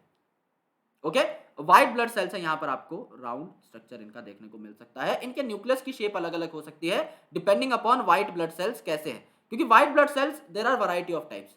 ग्रेन्युलोसाइट है, ए ग्रेन्युलोसाइट है, फिर उनमें भी फर्दर टाइप है, neutrophil, basophil, eosinophil, lymphocyte, monocyte. तो सबके अलग अलग स्ट्रक्चर यहाँ पर आपको देखने को मिलेंगे। So out of the formed elements let's talk about the red blood cell for the very first term. हम सबसे पहले रेड ब्लड सेल की बात करते हैं। तो रेड ब्लड सेल को आप एरिथ्रोसाइट बोल रहे हो, बात हो चुकी है, क्योंकि इसके अंदर हीमोग्लोबिन प्रेजेंट है, इसकी वजह से लाल होता है। और हीमोग्लोबिन की मात्रा कितनी होती है आपकी बॉडी के अंदर? यूजुअली एक अडल्ट के अंदर 12 से 16 ग्राम हीमोग्लोबिन देखने को मिलता है 100 ml ब्लड के अंदर। तो इसको आप लोग क्या बोलते हो? 12 से 16 यूनिट बोलते हो। ये नॉर्मल हीमोग्लोबिन लेवल है। काफी लोगों में 16 से ज्यादा भी देखने को मिल सकता है, काफी लोगों में 12 से कम भी देखने को मिल सकता है। अगर आपकी बॉडी के अंदर हीमोग्लोबिन कम है तो उसकी जांच करने के बाद डॉक्टर आपको सजेस्ट करते हैं कि आप लोग अनार वगैरह का सेवन करें एंड अल्टीमेटली आप लोग रेगुलरली एक्सरसाइज भी करें, जिससे कि आपका हीमोग्लोबिन लेवल ठीक तरीके से मैनेज हो पाए। लाइफ स्पैन अगर आप देखें तो 120 दिन का लाइफ स्पैन यहां पर होता है, यानी 4 महीने का लाइफ स्पैन अराउंड यहां पर होता है। जब इनका लाइफ स्पैन खत्म हो जाता है आरबीसी का, तो स्प्लीन नाम की एक जगह है which is called as graveyard of RBC. इसके अंदर आरबीसी को डिस्ट्रॉय कर दिया जाता है। ग्रेवयार्ड ऑफ आरबीसी यानी कि कब्रिस्तान है ये आरबीसी का। जैसे ही आरबीसी का लाइफ स्पैन खत्म हो जाएगा, स्प्लीन के अंदर ले जाकर, एब्डोमेन में रीजन है स्प्लीन, वहां पर ले जाकर के इसको आरबीसी को डिस्ट्रॉय कर दिया जाएगा। काउंट अगर आप देखें आरबीसी का नंबर कितना होता है, तो ये मोस्ट अबंडेंट है, बहुत ज्यादा। इनका नंबर 5 से लेकर 5.5 मिलियन है। मिलियन मतलब 10 लाख, यानी कि 50 से 55 लाख आरबीसी आपको देखने को मिलती हैं इन 1 mm क्यूब। इतने कम इलाके में, 1 mm क्यूब इलाके में आपको 5.5 लाख सेल्स, मतलब 5.5 मिलियन सेल्स देखने को मिल रहे हैं, 55 लाख सेल्स देखने को मिल रहे हैं। इतने ज्यादा अबंडेंट होते हैं आपके आरबीसी। जबकि बाकी सेल्स अगर आप देखेंगे तो वो कुछ हजारों में ही मौजूद होते हैं। जैसे अगर आप डब्ल्यूबीसी की बात करेंगे तो 6 से 8 हजार होते हैं। तो यू कैन इजीली कंपेयर 6 से 8 हजार और एक तरफ 55 lakh. So there is a variety of difference. Okay, बहुत ज्यादा अबंडेंट होते हैं। प्लेटलेट का काउंट हाँ अच्छा खासा हो सकता है, लेकिन कंपैरेटिवली डब्ल्यूबीसी से आरबीसी बहुत ज्यादा होती है। ये बनती कहां पर है? अडल्ट के अंदर ये रेड बोन मैरो में बनती है। ओके, ये रेड बोन मैरो है, यही आपके रेड कलर के सेल्स को बनाता है। स्ट्रक्चर कैसा है इनका? जैसा मैंने आपको बताया बाय कनकेव डिस्क शेप है। तो ये देखो यहां पर एक डिस्क आपको दिखाई गई है, आप लेजर पॉइंटर से देखने की कोशिश कीजिएगा। दिस इज डिस्क, इसके अंदर एक डिप्रेशन है, इसके पीछे साइड में भी ऐसी ही डिप्रेशन, राइट? तो ये देखो आपको क्लियर डिप्रेशन दिखाई दे रही है इसके पीछे वाले एंड में, because it is a 2D diagram. अगर 3D में आप देखें तो इसके पीछे भी आपको ऐसी डिप्रेशन देखने को मिलेगी। तो ये कैसी है? Biconcave disc shape. यहां पर देखो ऐसे डिप्रेशन है, नीचे भी ऐसे डिप्रेशन। तो बाय कनकेव डिस्क शेप इसकी शेप आपको देखने को मिलती है। इसका जो डायामीटर है ये आपको देखने को मिलता है 7.5 माइक्रोमीटर, यानी ये वाला जो मेन इसका एज है दैट इज 7.5 माइक्रोन, जबकि इसकी जो लेंथ है, ओके, जो मोटाई है इसकी, ये वाली थिकनेस जो है इसकी, ये सिर्फ 2 माइक्रोमीटर के आसपास देखने को मिलती है। आरबीसी, जैसा कि हम लास्ट लेक्चर के अंदर डिस्कस कर चुके थे, लास्ट चैप्टर में मैंने आपको बताया था कि ये एक ही काम करना चाहता है लेकिन परफेक्शन से करना चाहता है। तो इसने अपने न्यूक्लियस को, अपने माइटोकॉन्ड्रिया को, काफी सारी ऑर्गेनेल्स को त्याग दिया है, क्योंकि ये ज्यादा से ज्यादा हीमोग्लोबिन अपने अंदर कंसंट्रेट करना चाहता था। तो हीमोग्लोबिन की मात्रा को इसने इतना बढ़ाया कि ई न्यूक्लिएटेड हो गया, इसने न्यूक्लियस को खो दिया, इसने माइटोकॉन्ड्रिया वगैरह को भी खो दिया। इसके पास सिर्फ और सिर्फ अबंडेंस में क्या है, इसके पास सिर्फ और सिर्फ अबंडेंस में एक पिगमेंट है जिसको आप लोग हीमोग्लोबिन बोलते हो। फंक्शन क्या है, ऑक्सीजन और CO2 ट्रांसपोर्ट, क्योंकि आरबीसी जो है इसके अंदर हेमोग्लोबिन है, हेमोग्लोबिन ऑक्सीजन को भी बैठा सकता है और कार्बन डाइऑक्साइड को भी बैठा सकता है। ऑक्सीजन को अगर इसने बैठा रखा है गड्डी में तो इसका नाम हो जाएगा ऑक्सी हेमोग्लोबिन, और अगर इसने कार्बन डाइऑक्साइड को बैठा रखा है तो इसका नाम हो जाएगा कार्बमिनो हेमोग्लोबिन, जिनके बारे में हम चर्चा कर चुके हैं। सो अल्टीमेटली जिसका अमाउंट ज्यादा है उसी हिसाब से ये बैठ जाते हैं हेमोग्लोबिन के ऊपर और इनका ट्रांसपोर्ट हेमोग्लोबिन कर देता है। तो ये जो चार है ये हीम यूनिट्स है जो आपको बाहर दिखाई दे रहे हैं, these are 4 haem units in haemoglobin, और इसके सेंटर पर ये जो आपको ब्लू कलर के डॉट्स दिखाई दे रहे हैं, these are the oxygen molecules. 4 oxygen एक बार में ये बैठा सकता है, जो कि ऑलरेडी हम लोग रेस्पिरेशन में पढ़ चुके हैं बहुत ही detail. So this was the RBC. अब बात करते हैं डब्ल्यूबीसी की। डब्ल्यूबीसी अगर आप यहां पर देखोगे तो डब्ल्यूबीसी का कलर कैसा है, कलरलेस, इसलिए इसे क्या बोला, ल्यूकोसाइट बोला। ल्यूको का मतलब कलरलेस। लाइफ स्पैन इसका काफी कम रहता है, एनसीईआरटी में यहां पर लिखा है वेरी शॉर्ट लाइफ स्पैन। इसका लाइफ स्पैन जो कम है वो कितना है, 1 से 15 दिन, यानी ये 1 दिन भी सर्वाइव कर सकते हैं, बिकॉज डिपेंड करता है ये कर क्या रहे। ओके, अगर ये सिर्फ फैगोसाइटोसिस करने आए हैं, बनाया गया है इन्हें स्पेशली किसी काम के लिए, तो ये कम सर्वाइव करेंगे, अदरवाइज ये ज्यादा सर्वाइव कर सकते हैं। तो depending on what their function is they can survive for variety of time, right. तो यहां पर इनका काउंट जो है ये 6000 से 8000 होता है पर mm3, जबकि अगर आप देख रहे थे आरबीसी तो वो 50 से 55 लाख थी पर mm3 में। तो इतना ज्यादा डिफरेंस आपको देखने को मिला। यहां पर ये 10,000 भी नहीं हो पा रही है। ये बनती कहां पर है, बोन मैरो में बनती है, लिम्फ ग्लैंड्स में बनती है, एंड यहां पर स्प्लीन में भी ये बन सकती हैं। अलग अलग जो आपके डब्ल्यूबीसी हैं ये अलग अलग जगह पर बन सकते हैं। स्ट्रक्चर कैसा है इनका, न्यूक्लिएटेड, क्योंकि इसमें आपके हीमोग्लोबिन को पकड़ने की कोई जिम्मेदारी नहीं है, तो इसमें आपका न्यूक्लियस प्रेजेंट हो सकता है। और डिफरेंट टाइप ऑफ सेल्स हैं तो डिफरेंट शेप ऑफ न्यूक्लियस भी आपको यहां पर देखने को मिल सकती है। जैसे कि न्यूट्रोफिल है जो कि सबसे ज्यादा अबंडेंट होता है, तो जो न्यूट्रोफिल है यहां पर देखो आप, फ्रेगमेंटेड न्यूक्लियस है, एक फ्रेगमेंट ये, दूसरा ये, तीसरा ये। इओसिनोफिल है, यहां पर आप देख रहे हो हेडफोन शेप का न्यूक्लियस। तीसरा आप देख रहे हो बेसोफिल, तो यहां पर आपके लोब्ड न्यूक्लियस देखने को मिलते हैं। फिर आप लिम्फोसाइट को देख रहे हो तो लिम्फोसाइट में आपका राउंड न्यूक्लियस है, और मोनोसाइट में आप अगर देख रहे हो तो यहां पर थोड़ा सा कर्व्ड न्यूक्लियस आपको देखने को मिलता है। इनकी शेप्स आपको याद नहीं करनी है, but it is just for reference कि आपकी अलग अलग शेप के न्यूक्लियस यहां पर देखने को मिल सकते हैं डिपेंडिंग अपॉन ये किस टाइप के। दूसरी चीज आपने नोट करी ली होगी कि ये जो न्यूट्रोफिल है इसके अंदर छोटे छोटे ग्रेन्यूल्स हैं, इओसिनोफिल के अंदर छोटे छोटे ग्रेन्यूल्स हैं, बेसोफिल के अंदर छोटे छोटे ग्रेन्यूल्स हैं। So just because of the presence of these granules, these cells are called as granulocyte. These are cells are called as granulocyte. जबकि लिम्फोसाइट और मोनोसाइट जो है यहां पर आपके ग्रेन्यूल्स बहुत ज्यादा देखने को नहीं मिलते, तो इन्हें आप क्या कहते हो, ए ग्रेन्युलोसाइट कहते हो।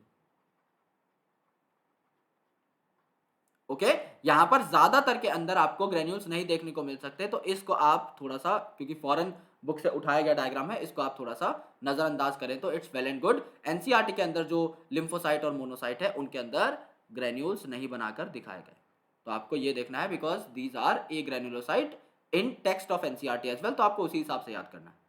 फंक्शंस क्या है, पार्ट ऑफ इम्यून सिस्टम, क्योंकि यहां पर आपके सेल्स कौन से प्रेजेंट थे, बी लिम्फोसाइट और टी लिम्फोसाइट भी प्रेजेंट थे, तभी तो लिम्फ ग्लैंड बना रहा है ना इनको, क्योंकि लिम्फोसाइट नाम ही लिम्फोसाइट है तो लिम्फ से ही तो रिलेटेड होंगे। तो यहां पर क्या है, आपका इम्यून सिस्टम के भी ये पार्ट होते हैं, ओके, जो कि आपको एंटीबॉडीज वगैरह बना करके देते हैं। नाउ यहां पर अलग अलग टाइप के जो डब्ल्यूबीसी थे इनके बारे में बात कर लेते हैं। तो जो ग्रेन्युलोसाइट थे ये 3 थे आपके, न्यूट्रल न्यूट्रोफिल, देन इओसिनोफिल यानी एसिड लविंग, और बेसोफिल यानी बेस लविंग। और ए ग्रेन्युलोसाइट थे जो 2 टाइप के थे, पहला आपका मोनोसाइट और दूसरा आपका लिम्फोसाइट। तो यहां पर सबसे पहले हमें देखना है इनमें से अबंडेंट कौन सा है और सबसे कम अबंडेंट कौन सा है। इसके लिए एक ट्रिक है, बहुत ही फेमस ट्रिक है, आई होप आपको पता ही होगा। नेवर लेट मंकीज ईट बनाना। नेवर लेट मंकीज ईट बनाना। यहां पर इनको डाला गया है, इनको अरेंज किया गया है in the decreasing order of their abundance. सबसे ज्यादा अबंडेंट कौन है? एन फॉर न्यूट्रोफिल जो कि 60 से 65% आपके WBCs बनाता है। सेकंड नंबर पे एल यानी कि आपके लिम्फोसाइट, जहां पर बी लिम्फोसाइट टी लिम्फोसाइट दोनों मौजूद हैं, 20 से 25%, 20 से 25% ये बनाता है। थर्ड जो है आपका यह है मंकी यानी कि आपका MON दैट इज मोनोसाइट जो कि आपका 6 से 8% है यहां पर। Then eat E for eosinophil जो कि आपका 2 से 3% है। And banana that is for basophil जो कि आपका 0.5 to 1%। So never let monkeys eat banana. तो अल्टीमेटली आपकी ट्रिक हो जाएगी to read these granulocyte and agranulocyte in the decreasing order of their abundance। तो never का मतलब है न्यूट्रोफिल, let का मतलब है आपका लिम्फोसाइट, monkeys का मतलब है आपका MON that is monocyte, eat का मतलब है eosinophil and banana का मतलब है basophil। आपने ये सारी चीजें याद कर ली है in a particular sequence। Okay तो यहां पर आपके कुछ एडिशनल नाम भी दिए हुए हैं कि न्यूट्रोफिल को हेट्रोफिल भी बोला जाता है, बेजोफिल को साइनोफिल भी बोला जाता है। मोनोसाइट का साइज सबसे बड़ा रहता है जबकि आपके लिम्फोसाइट का साइज सबसे छोटा रहता है। ओके लेकिन इनमें न्यूक्लियस का साइज अच्छा खासा आपको देखने को मिल सकता है। इनके फंक्शंस बहुत important. What is important over here is the functions of granulocyte and agranulocyte. जो न्यूट्रोफिल है ये आपके फैगोसाइटोसिस शो करते हैं। फैगोसाइटोसिस मतलब किसी भी सेल को मार करके खा जाने का काम करते हैं, उसके फ्रेगमेंट्स को बना देते हैं यानी उसको काट देते हैं उस सेल को। अल्टीमेटली मोनोसाइट भी यहां पर फैगोसाइटोसिस शो करता है यानी ये इम्यूनोलॉजी के बहुत इंपॉर्टेंट पार्ट्स है। फैगोसाइटोसिस क्या होता है? यहां पर एक सेल प्रेजेंट है, ये आपका इस हिसाब से प्रोजेक्ट करेगा, दूसरे सेल को खा लेगा, एंगल्फ कर लेगा और एक बार इस सेल को खा लिया तो इस सेल को टुकड़ों में कन्वर्ट कर देगा। ओके और इसके टुकड़े टुकड़े करके इस सेल को नष्ट कर देगा, दैट इज फैगोसाइटोसिस। न्यूट्रोफिल भी फैगोसाइटोसिस करता है तो इम्यूनोलॉजी का बहुत इंपॉर्टेंट पार्ट है। मोनोसाइट भी फैगोसाइटोसिस करता है बिकॉज मोनोसाइट जो है आगे चल के मैक्रोफेज बना सकता है जो सबसे इंपॉर्टेंट फैगोसाइटिक सेल्स में से एक है। ये आप आगे इम्यूनोलॉजी में भी पढ़ते हो। तो न्यूट्रोफिल को सोल्जर ऑफ द बॉडी भी कहा जाता है। WBC आपके ओवरऑल जो है आपको इम्यूनिटी प्रोवाइड करने का काम करता है। इओसिनोफिल जो है ये आपका इंफेक्शंस को रजिस्ट करता है और ये एलर्जिक रिएक्शंस कॉज करता है यानी अगर आपको जरा सी भी कोई तकलीफ हुई तो एलर्जी हो जाती है आपको, that is just because of eosinophil. Sir allergy अच्छी बात है या बुरी बात है? एलर्जी अच्छी बात है, हाइपर एलर्जी बुरी बात है। एलर्जी क्या होती है? एलर्जी आपकी बॉडी में कुछ रिएक्शंस हो जाते हैं जो कि पैथोजन को मारने का भी काम करते हैं काफी बार। जैसे अभी समझ लो कि आपने कोविड वैक्सीन अगर लगाई है तो काफी लोग बोल रहे हैं कि जब हम कोविड वैक्सीन लगा रहे हैं तो हमें बुखार चढ़ रहा है या फिर हमें थोड़ा बहुत जो है डायरिया हो जा रहा है, हमारे हाथ पैरों में पेन हो रहा है, that is because of what? Because जब आप कोई वैक्सीन लगाते हो, जैसे कि समझ लो आपने एटीन्यूएटेड वायरस वहां पे डाला हुआ है, आपने कोई कमजोर वायरस डाला हुआ है वैक्सीन की फॉर्म में, तो वायरस जब आपकी बॉडी में जाएगा तो आपका इम्यून रिस्पॉन्स भी तो जनरेट होगा ना उसके खिलाफ, तभी तो आपकी बॉडी में एंटीबॉडी आएंगी। वैक्सीनेशन का मतलब क्या है? कि आपकी बॉडी में एंटीबॉडी बन जाए जिससे कि अगर फ्यूचर में वो वायरस कभी आए आपकी बॉडी में तो आप उसकी धज्जियां उड़ा सको। सो एंटीबॉडी बनने के लिए एक इम्यून रिस्पॉन्स का जनरेट होना जरूरी है। तो allergy is also that kind of thing. काफी बार आपको लगता है कि आपको बुखार चढ़ गया है किसी भी चीज को जस्ट एक्सपोज करते ही आप जस्ट किसी चीज के एक्सपोजर में आए एंड आपको बुखार चढ़ गया, दैट बुखार इज वेरी इंपॉर्टेंट बिकॉज जब आपका टेम्परेचर राइज होता है, जब आपकी बॉडी इन्फ्लेमेट हो जाती है तो एक पर्टिकुलर जगह पर कंसंट्रेट हो जाते हैं पैथोजेंस। आपकी एक स्पेसिफिक पार्ट में अगर सूजन हो गई है तो वहां पर पैथोजेंस कंसंट्रेट हो गए हैं सो दैट आपका जो इम्यून सिस्टम है उसके सेल्स वहां पर जाकर अटैक कर पाए उस पैथोजन के ऊपर। जब आपको बुखार हुआ है तो टेम्परेचर बढ़ गया है, बैक्टीरिया उस टेम्परेचर पर एक्टिव नहीं रह सकता, आपको भी तकलीफ हो रही है लेकिन बैक्टीरिया मारने के लिए वो हायर टेम्परेचर नेसेसरी है, it is a demand at that point of time, right? So allergic reactions में कौन काम आता है? पूछा जाता है इओसिनोफिल। ओके बेजोफिल आपके अलग अलग केमिकल्स बनाता है जैसे कि हिस्टामीन, सेरोटोनिन एंड हिपरिन। जो कि इन्फ्लेमेटरी रिएक्शंस कॉज करते हैं। हिस्टामिन जो है काफी इंपॉर्टेंट है। हिस्टामिन आपकी ब्लड वेसल्स को डायलेट कर देता है। अगर ये आपकी ब्लड वेसल्स को डायलेट कर रहा है, यानी ब्लड वेसल्स आपकी चौड़ी हो जा रही हैं, तो ब्लड अच्छे तरीके से बहेगा, स्लोली स्लोली बहेगा। ब्लड वेसल देखो पहले पतली थी, अब चौड़ी हो गई है, ब्लड तो उतना ही है, आराम आराम से बहेगा, राइट। तो ये ब्लड प्रेशर को क्या कर देता है, लो कर देता है। ओके, ब्लड प्रेशर को लो कर देता है। सेरोटोनिन आपके मूड का ख्याल रखता है। ओके, आपकी खुशी आपके दुख का ख्याल रखता है, एक्साइटमेंट का ख्याल रखता है। हेपरिन जो है ये एंटी कोएगुलेंट होता है, आपके ब्लड का बेवजह कत्था बनने से रोकता है। इट इज एंटी कोएगुलेंट, बेवजह कोएगुलेशन नहीं होने देता। तो ये क्या करता है, जब भी कोएगुलेशन कहीं पे होने लगती है बेवजह, तो उसको डाइल्यूट कर देता है, उस कोएगुलेशन को पूरा नहीं होने देता, क्लॉट नहीं बनने देता, ब्लड को बहा के रखता है। तो इसे ब्लड थिनर भी कहा जाता है। हालांकि एक्चुअल में ब्लड को थिन नहीं करता, लेकिन इसे थिनर क्यों बोला, क्योंकि ब्लड का बहाव इससे मेंटेन होता रहा है। तो इन्फ्लेमेटरी रिएक्शंस भी कॉज करते हैं, आपके मूड का भी ख्याल रखते हैं, ब्लड वेसल्स को भी डायलेट करते हैं, एंड एंटीकोएगुलेंट का काम भी करते हैं। सारी चीजें कौन बनाता है, बेसोफिल बनाता है।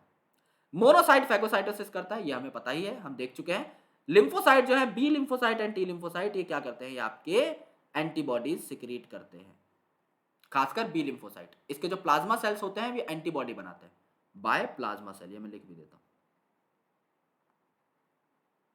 तो इनमें भी फर्दर अलग अलग टाइप के सेल्स हैं, राइट। टी लिम्फोसाइट में टी हेल्पर सेल है, टी साइटोटॉक्सिक सेल है, जिसको आप टीसी और टीएच सेल बोलते हो। ओके, मेमोरी टी सेल है, काफी सारे सेल्स हैं यार अलग अलग टाइप के। जितना डिटेल में जाओगे उतना पागल होते जाओगे, because it is immunology, it is core immunology. तो ये तुम आगे चल के पढ़ते हो एमबीबीएस सेकंड ईयर में, तो काफी सारी चीजें हैं जो अभी जाननी है हम। और इम्यूनोलॉजी आपके 12th क्लास में भी आती है, ह्यूमन हेल्थ एंड डिजीज वाले चैप्टर में, वहां पर भी इन चीजों को हम लोग ट्रैक करेंगे जितना जरूरी है उतना। तो अभी आपको लगता होगा कि ए ग्रेन्युलोसाइट ग्रेन्युलोसाइट, फिर इनको फर्दर बाइफर्केट कर दिया, फिर बी लिम्फोसाइट टी लिम्फोसाइट, इनकी भी फर्दर बाइफर्केशन हो सकती है। There are variety of cells in your body, 200 से ज्यादा टाइप के सेल्स हैं, तो ऑब्वियसली आप जितना क्लासिफाई करना चाहें उतना क्लासिफाई कर सकते हैं। तो न्यूट्रोफिल का काम क्या है, फैगोसाइटोसिस यानी इम्यूनोलॉजिकल रिस्पॉन्सेस। इओसिनोफिल ये आपका एलर्जिक रिएक्शन में काम आता है। बेसोफिल हिस्टामिन, सेरोटोनिन और हेपरिन बनाएगा। मोनोसाइट आपके फैगोसाइटोसिस में हेल्प करेगा न्यूट्रोफिल्स की तरह, और लिम्फोसाइट बी और टी लिम्फोसाइट आपके क्या करेंगे, इम्यूनोलॉजिकल रिएक्शंस में हेल्प करेंगे, खासकर आपकी एंटीबॉडीज बना करके। थर्ड जो इंपॉर्टेंट चीज है, ये क्या है, आपके प्लेटलेट्स, जो कि थ्रोम्बोसाइट कहलाते हैं। तो प्लेटलेट भी आपका लगभग कलरलेस ही होता है, इसका भी कोई स्पेसिफिक कलर नहीं है, लेकिन इसको ल्यूकोसाइट नाम नहीं दे सकते क्योंकि ऑलरेडी वो नाम हमने असाइन किया हुआ है टू द डब्ल्यूबीसी। इसका लाइफ स्पैन 7 दिन का होता है, यानी 1 हफ्ते का लाइफ स्पैन होता है। तो सबसे ज्यादा लाइफ स्पैन किसका देखने को मिला आपको, आरबीसी का, बाकी सबका उससे कम। काउंट इसका अच्छा खासा रहता है, इसका काउंट जो है ये रहता है 1.5 लाख से 3.5 लाख पर mm3। ओके, और जब आपका प्लेटलेट काउंट कम हो जाता है तो डॉक्टर आपको सलाह देते हैं कि गिलोय कैप्सूल्स या गिलोय सिरप्स जो है आप लोग लेते रहें। इसके अलावा काफी सारे फ्रूट्स का आप सेवन करें, जिससे कि आपका प्लेटलेट काउंट भी अल्टीमेटली बढ़े। ये कहां बनते हैं, ये बोन मैरो के अंदर ही बनते हैं, just like every other bone cell. लेकिन मेगा कार्योसाइट नाम के सेल्स हैं। मेगा कार्योसाइट क्या होता है, मेगा का मतलब बड़ा, कैरियो का मतलब न्यूक्लियस, साइट का मतलब सेल, यानी ऐसा सेल जो खुद भी बड़ा है, जिसका न्यूक्लियस भी बड़ा है। ऐसे सेल्स जो है बोन मैरो के अंदर, इनको क्या बोला गया है, स्पेशल सेल्स बोला गया है अकॉर्डिंग टू एनसीईआरटी। इन्हें स्पेशल सेल्स बोला गया है एनसीईआरटी में, कि बोन मैरो के जो मेगा कैरियोसाइट है विच आर स्पेशल सेल्स, ये आपके क्या बनाते हैं, थ्रोम्बोसाइट यानी प्लेटलेट बनाते हैं। स्ट्रक्चर कैसा है इनका, नॉन न्यूक्लिएटेड सेल फ्रेगमेंट्स है, ये बात मैंने आपको बताई। These are not complete cells, these are cell fragments. तो इनके अंदर कोई स्पेसिफिक ऑर्गेनेल नहीं देखने को मिलती, लेकिन हाँ ये क्लॉटिंग सब्सटेंस और क्लॉटिंग फैक्टर्स को जरूर सिक्रिएट करते हैं। तो अल्टीमेटली ये जो है ब्लड क्लॉटिंग में हेल्प करते हैं। तो इनका फंक्शन क्या है, इनका फंक्शन है ब्लड क्लॉटिंग। तो जब भी आपके हाथ पे, पैर पे, कहीं भी बॉडी में कोई चोट लगेगी, वहां पर प्लेटलेट सबसे पहले पहुंच जाते हैं एंड ये ब्लड क्लॉट करना स्टार्ट करते हैं। तो ये इनएक्टिवेटेड वे में प्रेजेंट रहते हैं आपकी बॉडी के अंदर, एंड अल्टीमेटली जो इनएक्टिव वे में प्रेजेंट रहेंगे, जब ये एक्टिवेट हो जाएंगे तो इनका स्ट्रक्चर थोड़ा बड़ा हो जाएगा एंड ये फाइब्रिन्स वगैरह बना करके जुड़ जाते हैं, जिससे कि ब्लड का लॉस ना हो। तो ब्लड कोएगुलेशन की बात चल रही थी, तो एक बार ब्लड कोएगुलेशन देख लेते हैं। यहां पर बहुत ही प्यारा डायग्राम आपको दिखाया गया है कि काफी सारे फाइबर लाइक स्ट्रक्चर्स आपको देखने को मिल रहे हैं, जिनके बीच में आपकी आरबीसी फंसी हुई है, जिनके बीच में अलग अलग टाइप ऑफ सेल्स फंसे हुए हैं। ओके, तो ये जो आपके फाइबर लाइक स्ट्रक्चर्स है, ये एक जाल बना लेते हैं, और उस जाल से बाहर निकल पाना इज नॉट इजी। तो ये आपकी बॉडी के ऊपर जब जाल बना लेंगे तो उसको क्रॉस करके ब्लड बाहर नहीं आ पाएगा और आपके ब्लड का लॉस जो है ये रुक जाएगा। तो ब्लड कोएगुलेशन किस हिसाब से होता है? It is a mechanism of haemostasis that prevent the blood loss through injuries. यानी अगर कोई इंजरी हो गई है, कोई ट्रॉमा हो गया है, ब्लड वहां से निकलने की कोशिश कर रहा है, तो वहां पर कत्था बनेगा, क्लॉट बनेगा, ब्लड कोएगुलेशन होगी, जिससे कि आपके ब्लड का लॉस रोका जा सके, प्रिवेंट किया जा सके। तो जब भी आपको कोई चोट लगती है 15-20 मिनट बाद आपको एक रेडिश ब्राउन या फिर रेडिश कलर का ओके कम देखने को मिलता है, जिसको आप क्लॉट या कोगुलम बोलते हो, जो कि आपका नेटवर्क ऑफ थ्रेड्स से बना हुआ रहता है, विच आर फाइब्रिन। तो ये जो फाइबर्स हैं ये यहाँ पर आकर जुड़ जाते हैं और इन फाइबर्स के बीच में सारे के सारे जो फॉर्म्ड एलिमेंट्स थे, यानी कुछ सेल्स थे डब्ल्यूबीसी आरबीसी, जो यहाँ पर दिखाए गए हैं, आपका आरबीसी ट्रैप हो गया है, डब्ल्यूबीसी ट्रैप हो गया है, ये आकर के फंस जाते हैं। तो क्या बन गया? एक जाल है और उस जाल के अंदर आपने चीजों को ठूस ठूस के भर दिया है, काफी सारे फॉर्म्ड एलिमेंट्स को, तो अब क्लोज हो गया है ना वो जाल अच्छे तरीके से, उसमें से अब ब्लड वापस नहीं आ पाएगा, क्योंकि एक जाल है, उसके अंदर से छोटी चीजें पास हो सकती हैं, थोड़ा बहुत ब्लड तो अभी भी निकल सकता है, ब्लड के थोड़े थोड़े कंपोनेंट्स निकल सकते हैं, लेकिन आपने उसको सेल्स लगा लगा के भर दिया है, यानी आपने एक दीवार बना दी है, तो उस दीवार पे अब जो है कोई नहीं आ सकता। तो यहां पर आपके ब्लड कोएगुलेशन के इवेंट्स क्या क्या होते हैं, लेट्स टॉक अबाउट दैट, कि ब्लड कोएगुलेशन आपकी हुई कैसे। यहां से एक क्वेश्चन आपका पूछा जाता है, बहुत ही अच्छा आर्टिकल है ये, और एक ही डायग्राम में सारी की सारी चीजें आपकी क्लियर हो जाएगी। यहां पर देखो आपके इनएक्टिवेटेड फॉर्म में प्रेजेंट रहते हैं काफी सारे प्रोटीन्स, जो कि मैंने आपको बताया था। अब उन इनएक्टिवेटेड प्रोटीन्स को आपको एक्टिवेट करना पड़ता है, जैसे कि प्रोथ्रोम्बिन। तो नाम ही क्या है? प्रोथ्रोम्बिन। तो प्रोथ्रोम्बिन आपका इनएक्टिवेटेड था, इस प्रोथ्रोम्बिन को आपको सबसे पहले एक्टिवेट करना पड़ता है एंड कन्वर्ट करना पड़ता है इनटू थ्रोम्बिन। एक बार अगर आपका थ्रोम्बिन बन जाता है तो ये थ्रोम्बिन की वजह से फाइब्रिनोजन जो है ये आपका सॉल्युबल रहता है, यानी ये घूम रहा होता है बॉडी के अंदर फाइब्रिनोजन, क्योंकि ये फाइबर जनरेटिंग सेल्स है, फाइबर जनरेटिंग। अभी इसने फाइबर बनाया नहीं है तो ये नॉर्मल घूम रहा है बॉडी के अंदर, लेकिन जब इसने फाइब्रिन बना लिया तो ये फाइब्रिन कैसा होता है? इनसॉल्युबल होता है, ये नहीं घूमेगा, ये एक जगह पे चिपक जाएगा। यहां पर देखो, यहां पर बढ़िया तरीके से जो फाइब्रिन है ये आ चुका है, और ये फाइब्रिन इतना अच्छा नेटवर्क बना लेता है कि इसके अंदर जो फॉर्म्ड सेल्स हैं यानी आपके प्लेटलेट्स हैं जो एक्टिवेट हो चुके हैं, इसके अंदर डब्ल्यूबीसी है काफी सारे, ये आके ट्रैप हो जाते हैं। तो इसके अंदर क्या है? डेड और डैमेज्ड फॉर्म्ड एलिमेंट्स जो हैं ये ट्रैप हो जाते हैं, जिसको आप क्लॉट या कोएगुलम बोलते हैं। तो आपको यहां पर क्या करना है? आपको इनएक्टिवेटेड प्रोथ्रोम्बिन को पहले थ्रोम्बिन में कन्वर्ट करना है, थ्रोम्बिन फिर फाइब्रिनोजन को फाइब्रिन में कन्वर्ट करेगा, एंड फाइब्रिन के अंदर डेड और मरे हुए जो आपके फॉर्म्ड एलिमेंट्स थे, जो सेल्स थे, वो आकर के चिपक जाएंगे, जिससे कि आपका एक क्लॉट यानी कत्था बन जाएगा। लेकिन इस प्रोथ्रोम्बिन को थ्रोम्बिन में कन्वर्ट कौन करेगा?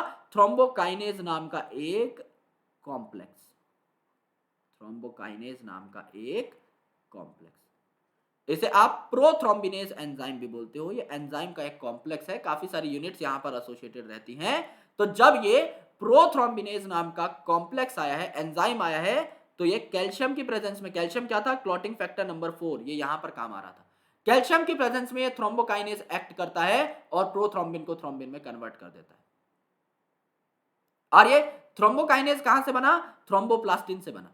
थ्रोम्बोप्लास्टिन कहां से बना? क्लम्प्ड प्लेटलेट्स की वजह से बना। तो एक्चुअल सिनेरियो क्या है यहां पर? एक्चुअल में क्या बातें हुई ये देखो। साइट ऑफ इंजरी, यानी सबसे पहले आपको चोट लगी, ट्रॉमा हुआ।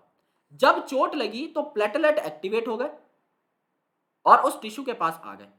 तो यहां पर जो प्लेटलेट है, यहां पर चोट लगी तो इस चोट में से आरबीसी और लाल कलर का खून जाहिर सी बात है बाहर निकलने लग गया, तो आरबीसी और काफी सारे प्लेटलेट और अल्टीमेटली काफी सारे ब्लड के कंपोनेंट्स बाहर निकलने स्टार्ट हो गए। यहां पर जो प्लेटलेट थे उसे पता लग गया कि भाई ट्रॉमा हो गया, इसने इनिशिएट कर दिया कैस्केड। कैस्केड क्या होता है? कैस्केड एक ऐसा जुगाड़ है जहां पर एक जो कंपोनेंट है वो दूसरे कंपोनेंट को खुद ब खुद एक्टिवेट करता चलेगा। समझ लो कि 4 लोग खड़े हैं गोलाई में, एक ने दूसरे को थप्पड़ मारा, दूसरे ने तीसरे को, तीसरे ने चौथे को, चौथे ने पहले को, तो एक सर्कल बन गया ना। That's why this is called as cascade. एक एक्टिवेट किया है पूरे कैस्केड को, लेकिन पूरी साइकिल अल्टीमेटली खुद कंप्लीट हो जाएगी। यहां पर भी इस पाथवे को कंप्लीट करने के लिए सिर्फ एक एक्शन को ट्रिगर होने की जरूरत है। यहां पर वो ट्रिगर होने का जो बेसिकली स्टिमुलस है वो कहां से मिला? जब आपको चोट लगी। जब आपको चोट लगी तो सेल्स बाहर निकलना स्टार्ट हो गए, प्लेटलेट को पता लग गया कि भाई दिक्कत हो गई है, तो इसने थ्रोम्बोप्लास्टिन नाम का एक कंपोनेंट रिलीज किया। थ्रोम्बोप्लास्टिन अपने आप को और मेच्योर करके, एक्टिव करके क्या बना लेता है, और चीजों के साथ जुड़ के एक एंजाइम कॉम्प्लेक्स बना लेता है जिसका नाम है प्रोथ्रोम्बिनेज या थ्रोम्बोकाइनेज। तो थ्रोम्बोप्लास्टिन से थ्रोम्बोकाइनेज बन गया। थ्रोम्बोकाइनेज ने क्या किया, प्रोथ्रोम्बिन को थ्रोम्बिन में कन्वर्ट किया, और सिंस कैस्केड है तो ये थ्रोम्बिन जो है फाइब्रिनोजन को फाइब्रिन में कन्वर्ट कर देगा। फाइब्रिन है इनसॉल्युबल, तो अपने अंदर चीजों को ट्रैप करेगा और एक दरवाजे की तरह खड़ा हो जाएगा कि हाँ भाई अब इस दरवाजे को कोई नहीं तोड़ सकता। तो जहां पर भी चोट लगी थी उस ट्रॉमा वाले इलाके में आपका क्या बन चुका है, क्लॉट बन चुका है। This is called as blood coagulation. Okay, तो एक बार अपने हाथ से बना के देख लेते हैं।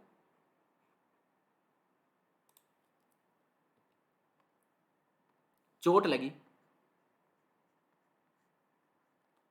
अगर यहां पर चोट लगी then there is a signal जो कि आएगा, प्लेटलेट एक्टिवेशन हो जाएगी।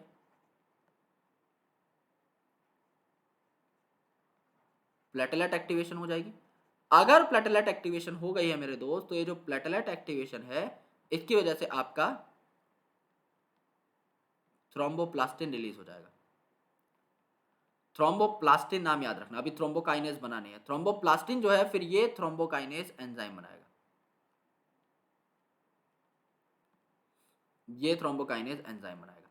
अगर थ्रोम्बोकाइनेज यहां पर आ चुका है तो थ्रोम्बोकाइनेज क्या कर देगा, प्रोथ्रोम्बिन को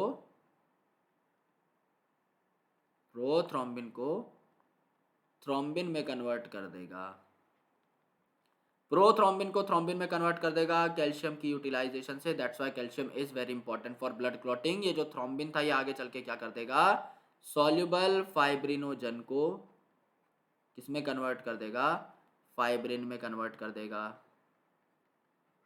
और ये जो फाइब्रिन है ये क्योंकि इनसॉल्युबल है तो ये फॉर्म्ड एलिमेंट्स को ट्रैप कर लेगा अपने अंदर, और जब ये ट्रैप करेगा तो आपका अल्टीमेटली क्या कहलाएगा, क्लॉट या कोएगुलम कहलाएगा। ये पूरी की पूरी कैस्केड है जो आपको याद करनी पड़ती है। तो यहाँ पर आपको थ्रोम्बोकाइनेज नाम के सिस्टम की बात करनी है कि प्रोथ्रोम्बिन को एक्टिवेट कौन करेगा ये पूछा जाता है, इनसॉल्युबल कौन है, फाइब्रिन है या फाइब्रिनोजन ये पूछा जाता है, एंड ट्रैप के अंदर डेड मॉलिक्यूल्स आए हैं, डेड पार्ट्स आए हैं आपके फॉर्म्ड एलिमेंट्स के, ये पूछा जाता है। तो ultimately you can crack it up आसानी से, राइट, कोई दिक्कत इसमें नहीं आनी चाहिए। Now blood grouping, a very interesting topic that must fascinate you all. सबको पता ही होगा ब्लड ग्रुपिंग क्या होती है, बट नहीं पता है तो इसको एकदम बेसिक से हम लोग उठा करके चलेंगे। कोई टेंशन नहीं है, एकदम जीरो से स्टार्ट करें तो it is better for all of us. Blood grouping, आपने अभी ब्लड ट्रांसफ्यूजन कभी ना कभी कराया होगा, अगर नहीं भी कराया होगा तो एटलीस्ट आपने अपना ब्लड ग्रुप तो चेक कराया ही होगा। कि लोग आपसे अपना ब्लड ग्रुप पूछते हैं whenever you fill some sort of form कि आपका ब्लड ग्रुप है B positive, A B negative, O positive, O negative, A B positive. How do they check the blood group, इसके बारे में हम बात करेंगे।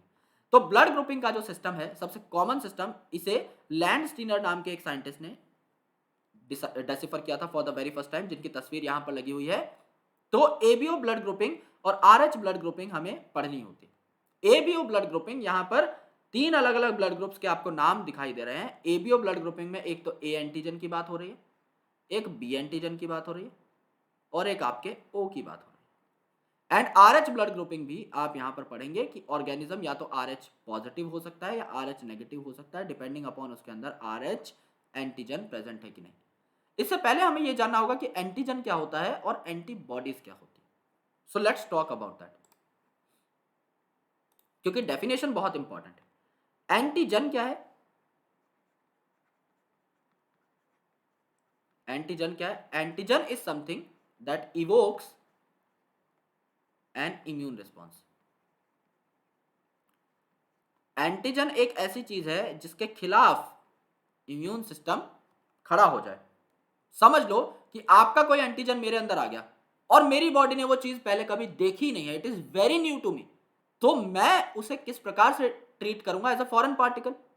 देखो यार, मेरी बॉडी में 1 लाख केमिकल कंपाउंड, समझ लो मेरी बॉडी में 1 लाख केमिकल कंपाउंड है और मैं इन 1 लाख मॉलिक्यूल से रोज हाथ मिलाता हूं, रोज इनके गले लग के सोता हूं। तो मुझे पता है कि 1 लाख मॉलिक्यूल्स कौन कौन से। लेकिन समझ लो मेरे पास कभी 2 मॉलिक्यूल्स ऐसे आए जो इन 1 लाख मॉलिक्यूल्स में से नहीं थे।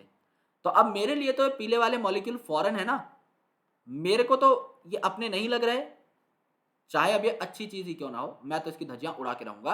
अब मेरा इम्यून सिस्टम जो है इन प्रोटीन्स के खिलाफ एक्शन लेना स्टार्ट कर देगा और मेरी बॉडी क्या बना लेगी, एंटीबॉडी बना लेगी, क्योंकि अब इस फॉरेन पार्टिकल के चक्कर में क्या हो गया, मेरा इम्यून सिस्टम एक्टिवेट हो गया।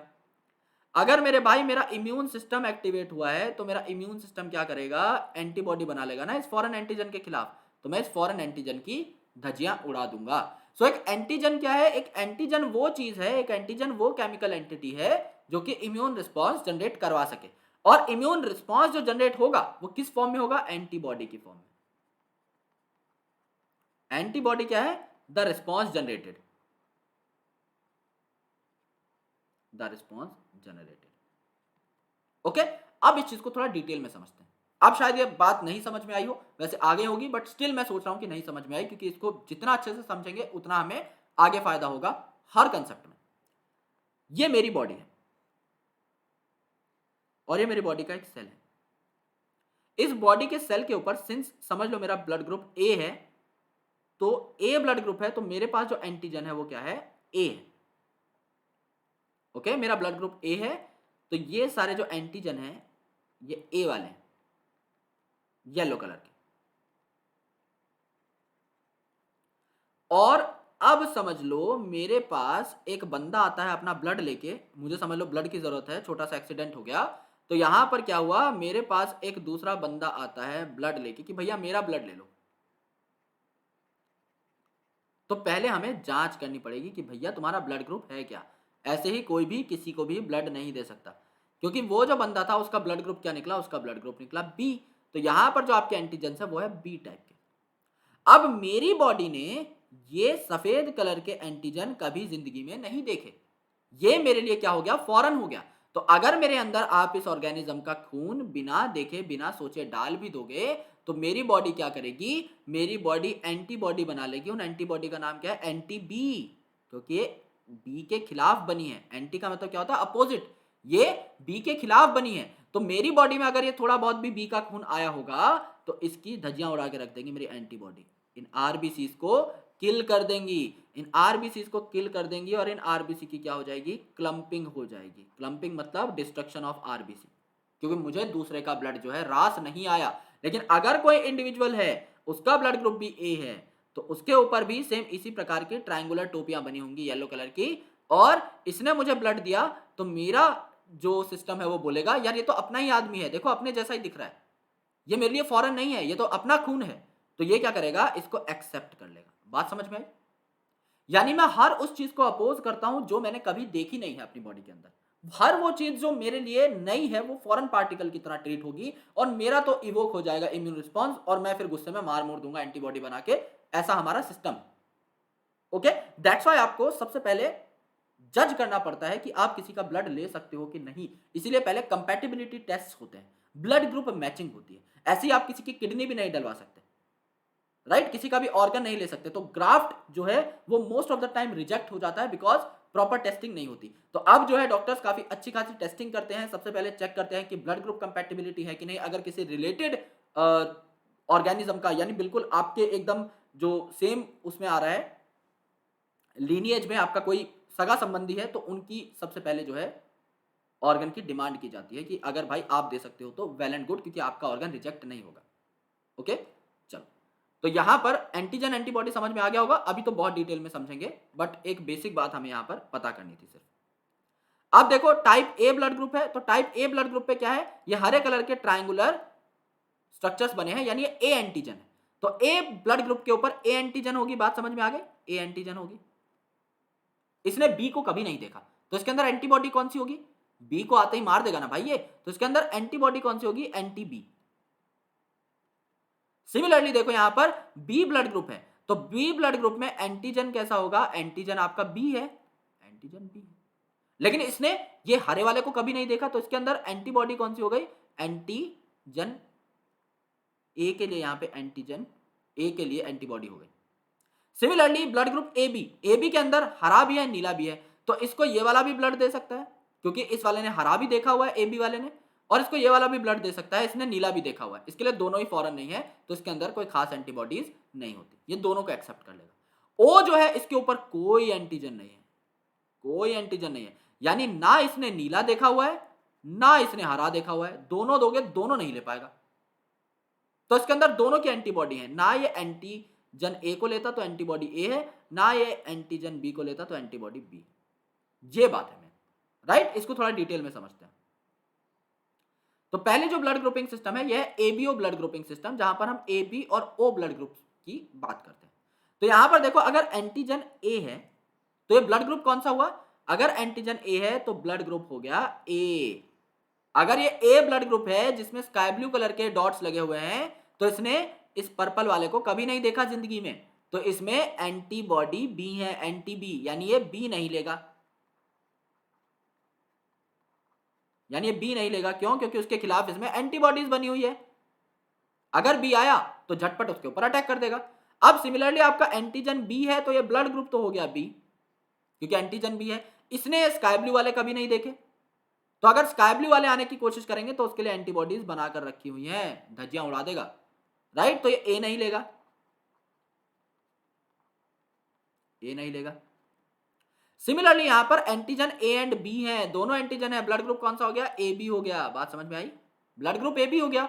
और यहां पर क्योंकि इसने स्काई ब्लू भी देखा हुआ है, पर्पल भी, तो पर्पल भी दोगे तो भी ले लेगा, स्काई ब्लू भी दोगे तो भी ले लेगा, तो इसके अंदर कोई एंटीबॉडी नहीं है, ये दोनों ले लेगा, ये दोनों ले लेगा, ए और बी दोनों।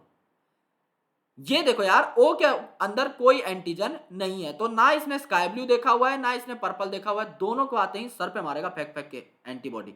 तो एंटी और एंटीबॉडी दोनों है, दोनों नहीं लेगा, ए और बी नहीं लेगा।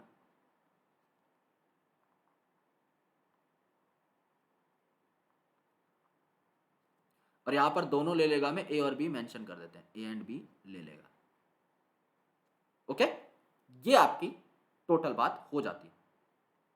अब थोड़ा और अच्छे से इसको समझते हैं।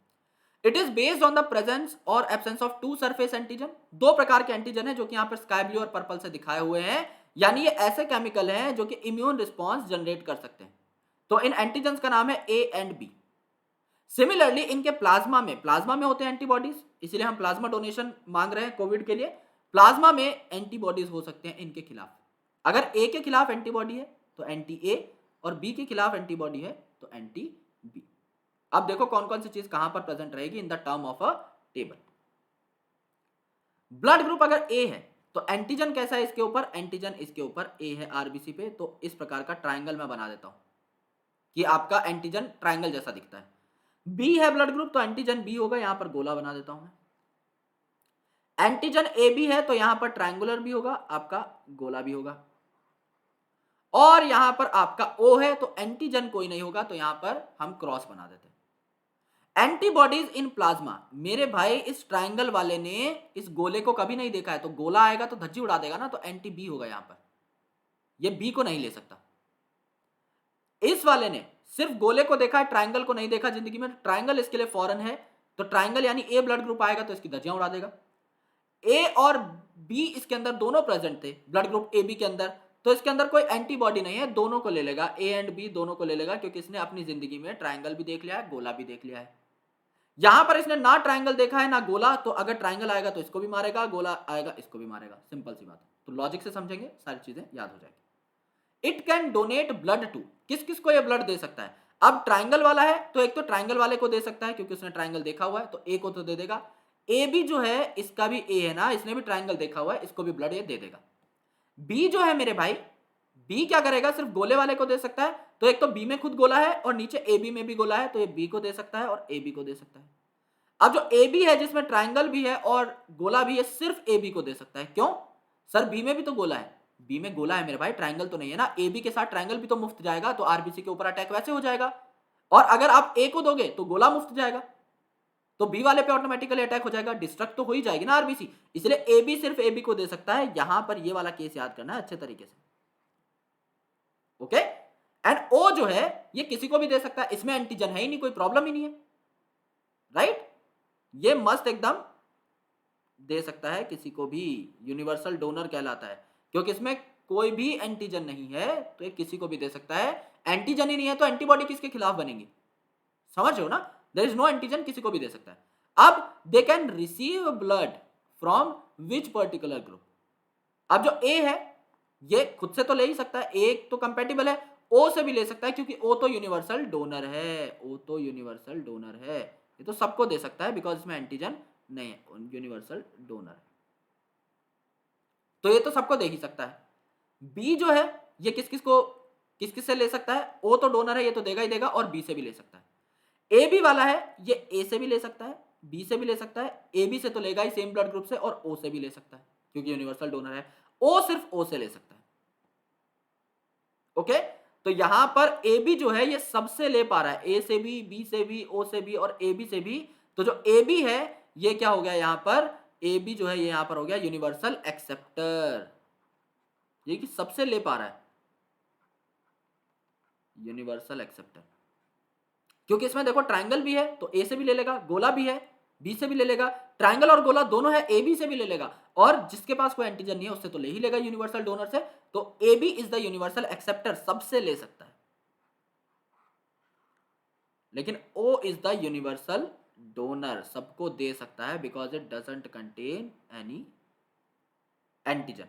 तो इनका रीजन क्या है, इनका रीजन यही है कि आपका ओ जो है ये यूनिवर्सल डोनर क्यों है, क्योंकि नो एंटीजन, कोई एंटीजन नहीं, और यहां पर कोई एंटीबॉडी नहीं है ए बी के अंदर, तो किसी को रजिस्ट नहीं करता ये, तो ये क्यों है universal acceptor, because no antibodies, ये इनके स्पेसिफिक रीजंस हो जाते हैं। ये आपका ब्लड ग्रुपिंग सिस्टम है।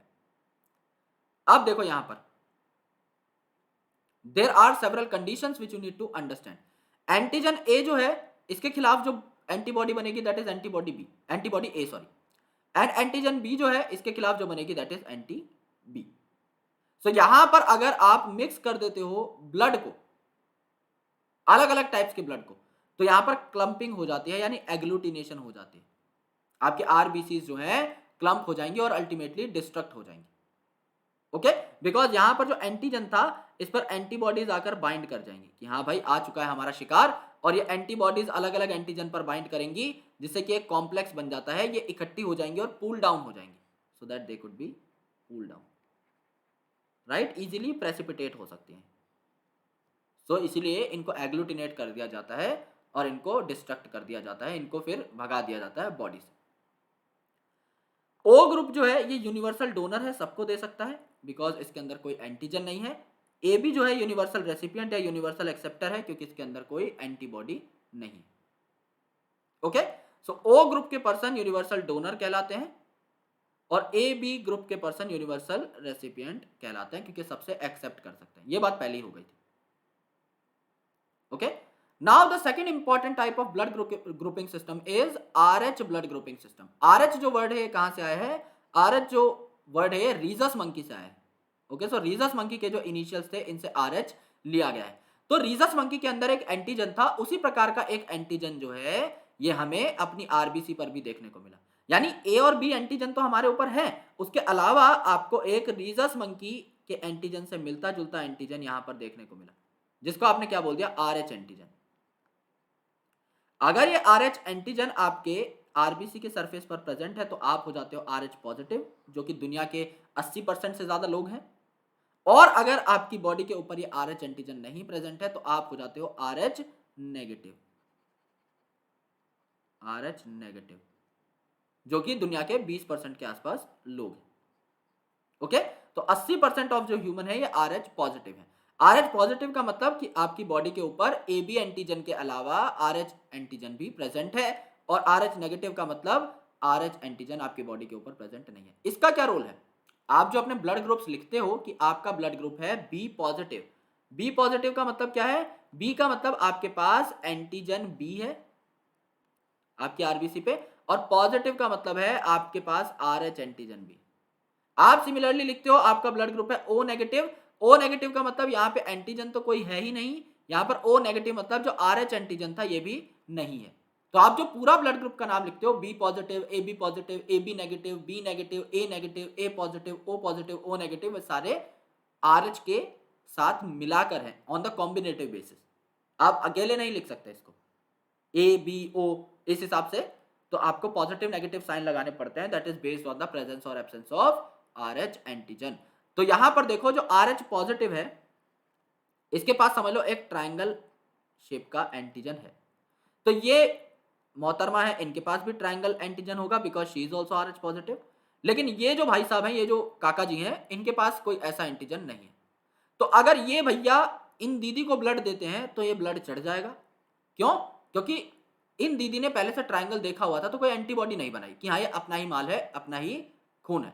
लेकिन ये जो अंकल थे, दादाजी, इन्होंने नहीं देखा हुआ था ट्रायंगल जिंदगी में कभी। तो इन्होंने क्या किया, इन्होंने इम्यून रिस्पॉन्स इवोक कर दिया और इन्होंने बोला कि भाई ये चीज मेरे लिए फॉरेन है, मैं नहीं ले सकता। तो इसीलिए आपको AB O ब्लड ग्रुपिंग को तो मैच करना ही करना है, आपको RH ब्लड ग्रुपिंग का भी ध्यान रखना पड़ता है। सिमिलरली ये दीदी हैं, इनका RH नेगेटिव ब्लड ग्रुप है, यानी इन्होंने कभी कोई एंटीजन नहीं देखा।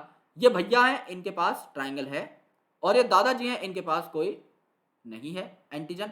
तो यहां पे कोई एंटीजन नहीं है RH नेगेटिव में, तो यहां पर RH नेगेटिव में एंटीजन नहीं था, तो जा सकता है, कोई इम्यून रिस्पॉन्स नहीं है।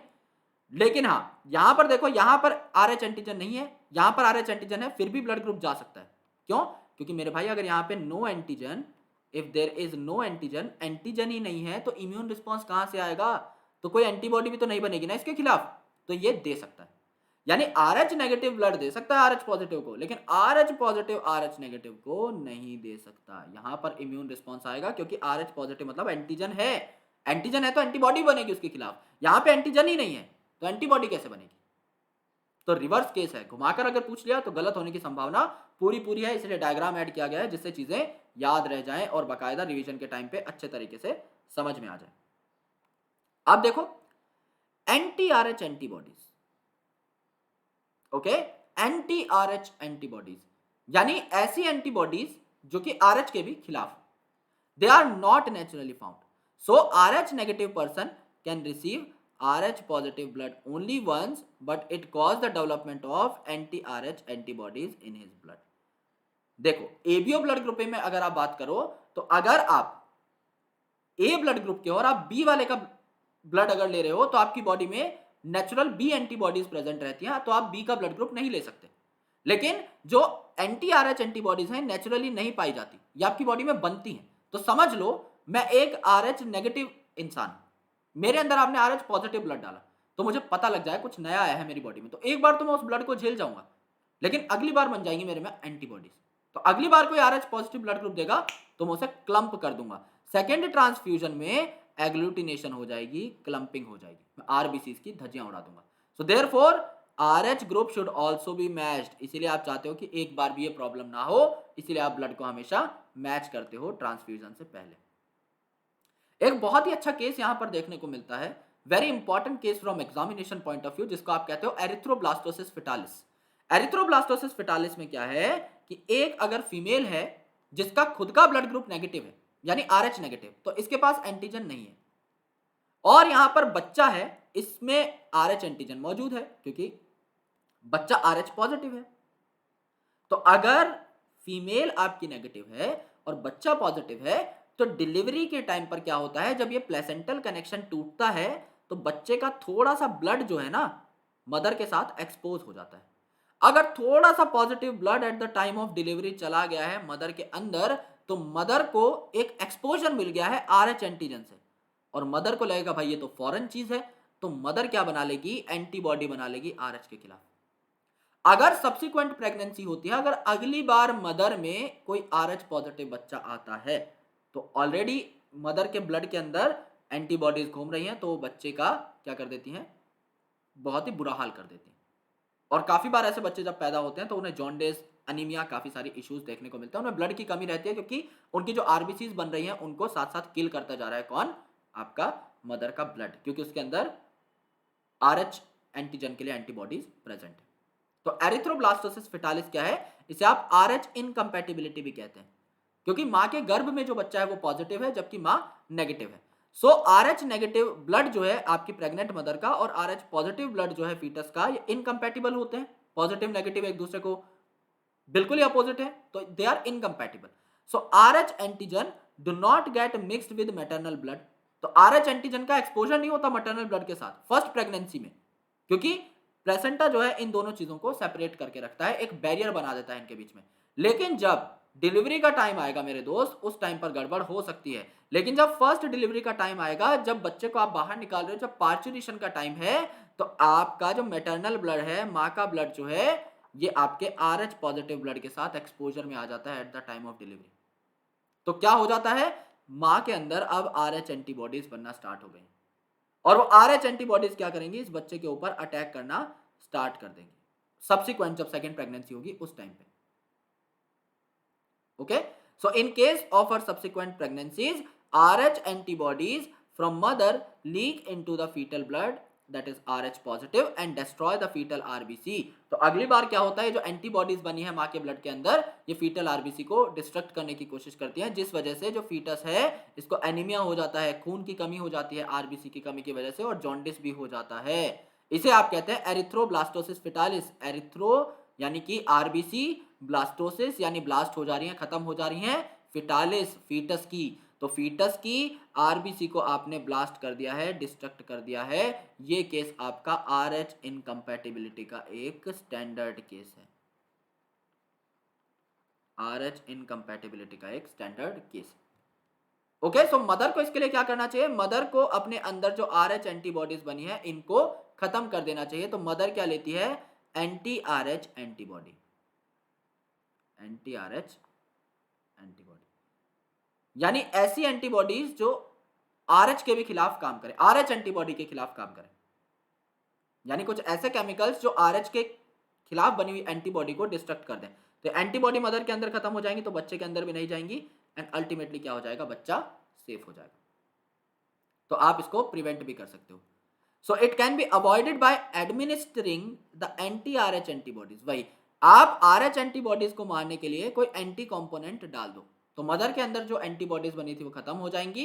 तो क्या हो जाएगा, फर्स्ट चाइल्ड की डिलीवरी के जस्ट बाद आप अगर ये केमिकल डाल दोगे तो जितनी एंटीबॉडीज बनी थी कम अमाउंट में वो डिस्ट्रक्ट हो जाएंगी, अगला बेबी भी सेफली पैदा हो जाएगा। तो जब आपका इम्यून सिस्टम जनरेट करता है एंटीबॉडीज, तब जाके आप बीमारियों से लड़ पाते हो। समझ लो आपकी बॉडी में कोई फॉरेन पार्टिकल आया तो आपकी बॉडी ने क्या किया, एंटीबॉडीज जनरेट की जो कि आपकी फॉरेन बॉडी के साथ इंटरैक्ट करेंगे एंड अल्टीमेटली उनको किल कर देंगे। सिमिलरली यहां पर भी आपका जो आरएच एंटीजन था उसके साथ एक्सपोज होते ही मदर के ब्लड ने आरएच एंटीजन के खिलाफ आरएच एंटीबॉडीज जनरेट कर ली, और उन एंटीबॉडीज को सप्रेस करने के लिए अब आपको एंटी आरएच एंटीबॉडी डालनी पड़ेगी, that need to be administered, right. बहुत ज्यादा एंटी एंटी हो गया। चलो अब बात करते हैं लिम्फेटिक सिस्टम की। ब्लड की बात हो चुकी है, फॉर्म्ड एलिमेंट्स हम देख चुके हैं, प्लाज्मा हम देख चुके हैं, ब्लड ग्रुपिंग सिस्टम हम देख चुके हैं, उसमें भी एबीओ और आरएच हम देख चुके हैं। अब बात करते हैं लिम्फेटिक सिस्टम की। लिम्फेटिक सिस्टम में तीन चीजें होती हैं। पहला आपका लिम्फ जो कि फ्लूइड है, फिर लिम्फ वेसल जिन वेसल्स के थ्रू लिम्फ बहेगा, एंड लिम्फ नोड्स जो कि आपके इम्यूनोलॉजिकली बहुत इंपॉर्टेंट होते हैं। यहां पर अगर आप देखें thymus, that is also very important immune organ. Spleen यहां पर प्रेजेंट होती है एब्डोमिनल रीजन में, जो मैंने आपको बताया था, it is called as graveyard of RBC. RBC यहां पर डिस्ट्रक्ट होती हैं। यहां पर अगर आप देखोगे तो काफी सारे लिम्फ नोड्स हैं आपके आर्मपिट वाले रीजन पे ना, यहां पर आपके एक्सिलरी लिम्फ नोड बोला जाता है। और आपके पैर में भी यहां पर थाई वाले रीजन में, अपर थाई रीजन में इंग्विनल लिम्फ नोड्स प्रेजेंट होते हैं। ओके, सो लिम्फेटिक सिस्टम में क्या है, लिम्फ वेसल है, लिम्फ नोड है और लिम्फ है। As the blood passes through the capillaries, अब ब्लड आपका पूरी जगह फैल रहा है, वेसल से होता हुआ पतली पतली कैपिलरीज में आया है। तो पतली पतली कैपिलरीज है तो इनसे मोटे सब्सटेंस बाहर नहीं निकल पाते, लेकिन जो वाटर वगैरह है ड्यू टू हाई प्रेशर वो बाहर निकल जाता है। सो कैपिलरीज से अगर ब्लड पास हो रहा है और टिश्यूज तक पहुंचने की कोशिश कर रहा है तो कुछ पानी जो है इस पतली सी कैपिलरी जो कि फिल्टर की तरह बिहेव कर रही है उससे बाहर निकल जाएगा, और कुछ सॉल्युबल सब्सटेंसेस जिनका साइज छोटा है ये भी इस पतले से फिल्टर के थ्रू फ्रॉम प्लाज्मा आ जाएंगे इंटरसेलुलर स्पेसिस के अंदर, यानी सेल्स के बीच में, to form the tissue fluid यानी इंटरस्टिशियल फ्लूइड, जिसको आप लिम्फ बोलते हैं। So it has the same mineral distribution as that of plasma, क्योंकि प्लाज्मा में जो 2 से 3% मिनरल्स थे, जो आपका सोडियम था, पोटेशियम था, क्लोरीन था, बाइकार्बोनेट था, और छोटे मोटे जो एसेंशियल विटामिन थे और छोटे मोटे जो अमीनो एसिड्स थे वो भी आपके पास हो जाएंगे और आपके इंटरस्टिशियल फ्लूइड को बना लेंगे। कहने का क्या मतलब हुआ, कहने का यह मतलब हुआ कि यहां पर आपके कुछ सेल्स प्रेजेंट है और सेल्स मिलकर के क्या बनाते हैं, टिश्यू बनाते हैं। तो ये सेल्स है। अब ये सेल्स मिलकर के क्या बना रहे हैं, टिश्यू। इन सेल्स के पास क्या आई है, इन सेल के पास आई है एक कैपिलरी।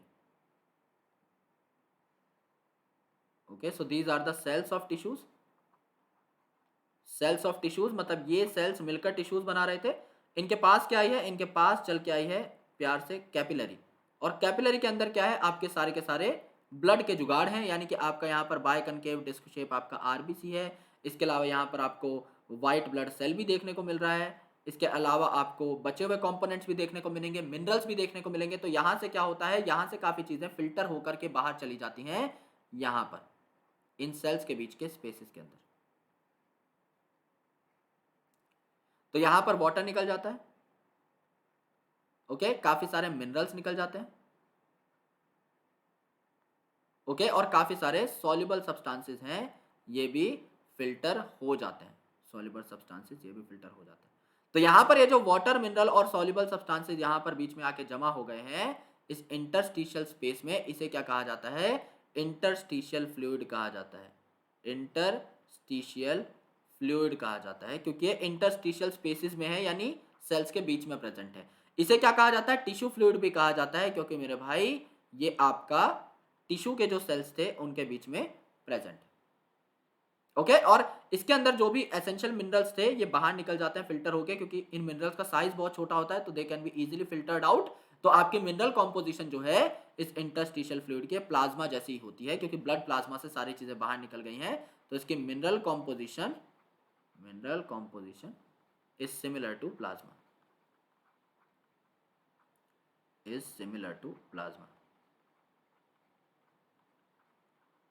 ये आपको देखने को मिलता है, राइट।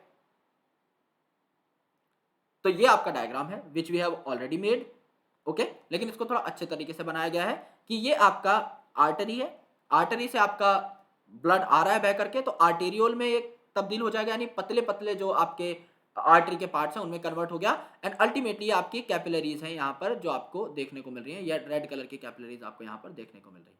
तो ये जो आपकी कैपिलरीज हैं इनके अंदर से चीजें निकलना स्टार्ट हो जाएंगी, और ये कहाँ चली जाएंगी, इस टिश्यू फ्लूइड में कन्वर्ट हो जाएंगी।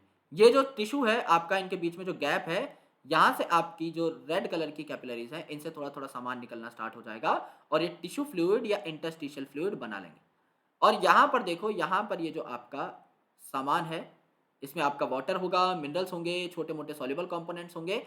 यहाँ से इन कंपोनेंट्स को उठा करके कहाँ डाल दिया जाएगा, यहाँ से इन टिश्यू फ्लूइड के कंपोनेंट्स को उठा करके, क्योंकि ये लिम्फ का पार्ट है, तो अल्टीमेटली इसे लिम्फेटिक वेसल में डाल दिया जाएगा। तो ये जो आपकी ब्लू कलर की दिखा रखी है आपको, ये लिम्फेटिक वेसल है, इसमें लिम्फ जो है लोड कर दिया जाएगा अलग अलग जगह से, ओके, लोड कर दिया जाएगा, एंड इस लिम्फेटिक वेसल को फर्दर जो है डाल दिया जाता है कहाँ पर, आपका वीन में, जिससे कि आगे जा सके। तो एक पूरा फ्लो मेंटेन हो जाता है। आर्टरीज से आर्टेरियोल्स बने, कैपिलरीज बनी, वहां से आपका टिश्यू फ्लूइड बाहर निकला, उसको लिम्फेटिक वेसल ने ले लिया एंड अल्टीमेटली वेन में डाल दिया। तो चीजें आपकी एक्सचेंज हो जाती हैं इस टिश्यू फ्लूइड के अंदर, एंड अल्टीमेटली आपका इसे आगे बढ़ा दिया जाता है। तो जो एक्सचेंज करते हो आप न्यूट्रिएंट्स का, खाने पीने का, अमीनो एसिड का, ग्लूकोज का, गैसेस का, CO2 का, ऑक्सीजन का, between blood and the cells, ये आपका इसी इंटरस्टिशियल फ्लूइड यानी लिम्फ की मदद से होता है। क्योंकि यहां पर आपने जो इंटरस्टिशियल फ्लूइड डाला है इसमें आपकी गैसेस भी हैं, सॉल्युबल प्रोडक्ट्स भी हैं, तो यहां से क्या होगा, सेल्स तो उन चीजों को उठा लेंगे, ऑक्सीजन वगैरह को, और CO2 वापस कर देंगे, और वो CO2 और बचे हुए जो कुछ एक्सक्रीटरी कंपोनेंट्स थे वो आपके कहां अब लोड हो जाएंगे, इस ब्लू कलर की लिम्फेटिक वेसल में। So some tissue fluid enters the lymphatic system, a system of lymph vessels and lymph glands and the tissue fluid in them is called lymph। यानी ये जो अब टिश्यू फ्लूइड था, जब ये lymphatic vessel में, इस ब्लू कलर की वेसल में जब एंटर कर गया वापस आते टाइम, तो इसे लिम्फ बोल दिया गया। तो लिम्फ जो है मेजर वेन्स में एंटर करता है एंड अल्टीमेटली आगे इसका फ्लो बरकरार रहता है। तो यहां से जो है आप देख सकते हो फ्लो इन वेसल्स में भी, इन वेन्स में भी जा सकता है, और यहां से भी जो आपका फ्लो है इन वेन्स में जा सकता है, okay. Now function of lymph करता क्या क्या है, ये डायग्राम सबका जाना पहचाना है कि ये क्या चीज है, ये आपका विलाय है, ऊपर आपको कॉलमनार सेल्स देखने को मिल रहे हैं, और यहां पर आपके आर्टरीज है, वेन्स है, और इसके बीच में ये जो चीज प्रेजेंट है इसको आप क्या बोलते हो, इसको आप बोलते हो lacteal, which is the large lymphatic vessel. तो आपके डाइजेस्टिव सिस्टम में जो आपका एब्जॉर्प्शन हो रहा था फैटी एसिड्स का, फैट्स का, वो कौन कर रहा था, लैक्टियल कर रहा था। तो जो लिम्फ है इसको आपका मिडल मैन भी कहा जाता है ब्लड और टिश्यूज के बीच में। जैसा कि हमने बताया कि ब्लड से आपका इंटरस्टिशियल फ्लूइड निकल जाएगा, कैपिलरीज में जाने के बाद, और टिश्यूज से जो आदान प्रदान होगा न्यूट्रिएंट्स का और गैसेस का वो लिम्फ ही कराता है। उसके बाद लिम्फ लिम्फेटिक वेसल में आ जाएगा और वेन्स तक पहुंच जाएगा। तो इसे मिडल मैन भी कहा जाता है, यानी यही आपका एक्चुअल एक्सचेंज कराता है ब्लड और आपके टिश्यूज के बीच में। It carries plasma proteins synthesised in liver to the blood, यानी प्लाज्मा प्रोटीन्स जो बने हैं लीवर में उनको ब्लड तक ड्रेन करने का काम भी कौन करता है? मिडल मैन करता है। ये आपका डाइजेस्टेड फैट जो है, यानी फैटी एसिड और जो ग्लिसरॉल बने हैं, इनको लैक्टियल के थ्रू एब्जॉर्ब करता है एंड फर्दर जो है इनको आगे भेजता है इनटू द ब्लड एब्जॉर्ब करके। फैट सॉल्युबल जो विटामिन है, यानी फैटी जो भी कंपोनेंट्स हैं, और आपके कुछ जो हार्मोन्स हैं, अमाइड हार्मोन्स वगैरह, इनको भी ये एब्जॉर्ब करते हैं। Filtration of bacteria and foreign particles, क्योंकि मेरे भाई जब कैपिलरी से लिम्फ निकलता है और दूसरी ब्लड वेसल में घुसता है तो दोनों ही केसेस में इसको एक मेम्ब्रेन का सामना करना पड़ता है। तो ये मेम्ब्रेन जो है किसका काम करती है? जो मेम्ब्रेन है ये एक अल्टीमेट फिल्टर का काम करती है। ओके, तो कुछ बड़े बड़े बैक्टीरिया और फॉरेन पार्टिकल्स हैं वो इस फिल्टर से क्या हो जाते हैं? फिल्टर आउट हो जाते हैं। इनको भी आप रिमूव कर सकते हो, किसकी मदद से? लिम्फ की मदद से। और लिम्फ नोड्स जो हैं, जो कि आपके इस पार्ट में प्रेजेंट थे, आर्मपिट वाले पार्ट में और अपर थाई वाले पार्ट में, ये आपके डब्ल्यूबीसी यानी लिम्फोसाइट बनाते हैं, क्योंकि नाम ही है लिम्फ नोड। तो लिम्फोसाइट जो है, जिसमें लिम्फ वर्ड आ रहा है, ये यही बनाएंगे। और लिम्फोसाइट जो थे, बी लिम्फोसाइट, उनके प्लाज्मा सेल्स क्या बनाते हैं? एंटीबॉडी। तो इनका लिम्फ का बहुत इंपॉर्टेंट रोल है इम्यूनोलॉजी में भी, तो डिफेंसिव मैकेनिज्म में यानी इम्यून सिस्टम में भी अपना रोल अदा करता है। ये बात थी आपकी लिम्फ की। नाउ ब्लड वस्कुलर सिस्टम की बात करेंगे हम लोग नेक्स्ट लेक्चर में। तो ब्लड की हम बात कर चुके हैं, लिम्फ की बात कर चुके हैं, यानी फ्लूइड्स की बात हो चुकी है। तो बॉडी फ्लूइड एंड सर्कुलेशन है चैप्टर का नाम। तो बॉडी फ्लूइड्स की हमने बात की इन द फर्स्ट पार्ट। अब सर्कुलेशन की बारी आती है। सर्कुलेशन के लिए पहले हमें आर्टरीज, वेन्स और कैपिलरीज यानी ब्लड वेसल की बात करनी है। तीन कंपोनेंट्स थे, पहली तो मोटर यानी हार्ट, दूसरा पाइप यानी कि ब्लड वेसल, और तीसरा आपका फ्लूइड जो बहेगा यानी ब्लड। ब्लड की बात हो चुकी है, अब पाइप और मोटर की बात करनी है। तो पाइप और मोटर और किस प्रकार से सर्कुलेशन हुई, डबल सर्कुलेशन किस प्रकार से होती है, सिस्टेमिक सर्कुलेशन क्या है, पल्मोनरी सर्कुलेशन क्या है, ईसीजी क्या है, इन सारी चीजों के बारे में बात करेंगे इन द नेक्स्ट लेक्चर। तो आई होप आपको ये लेक्चर समझ में आ चुका होगा। Totally conceptual it was. यही फिजियोलॉजी की खास बात है, रटना कम पड़ता है और समझना ज्यादा पड़ता है। तो अगर आपको समझ में आ गया होगा तो आप लोग हमें अभी तक अगर आपने रिव्यू नहीं किया है तो आप जा करके गूगल प्ले स्टोर पे हमें अच्छे अच्छे पॉजिटिव रिव्यूज दे सकते हैं, जिससे कि हमें भी एक मोटिवेशन मिले, एक बूस्ट मिले और बेहतर तरीके से काम करने का। Alright, thank you so much, lots of love, जय हिंद। Will surely catch you in the next session of this chapter, और मिलते हैं आपसे नेक्स्ट सेशन के अंदर। Thank you.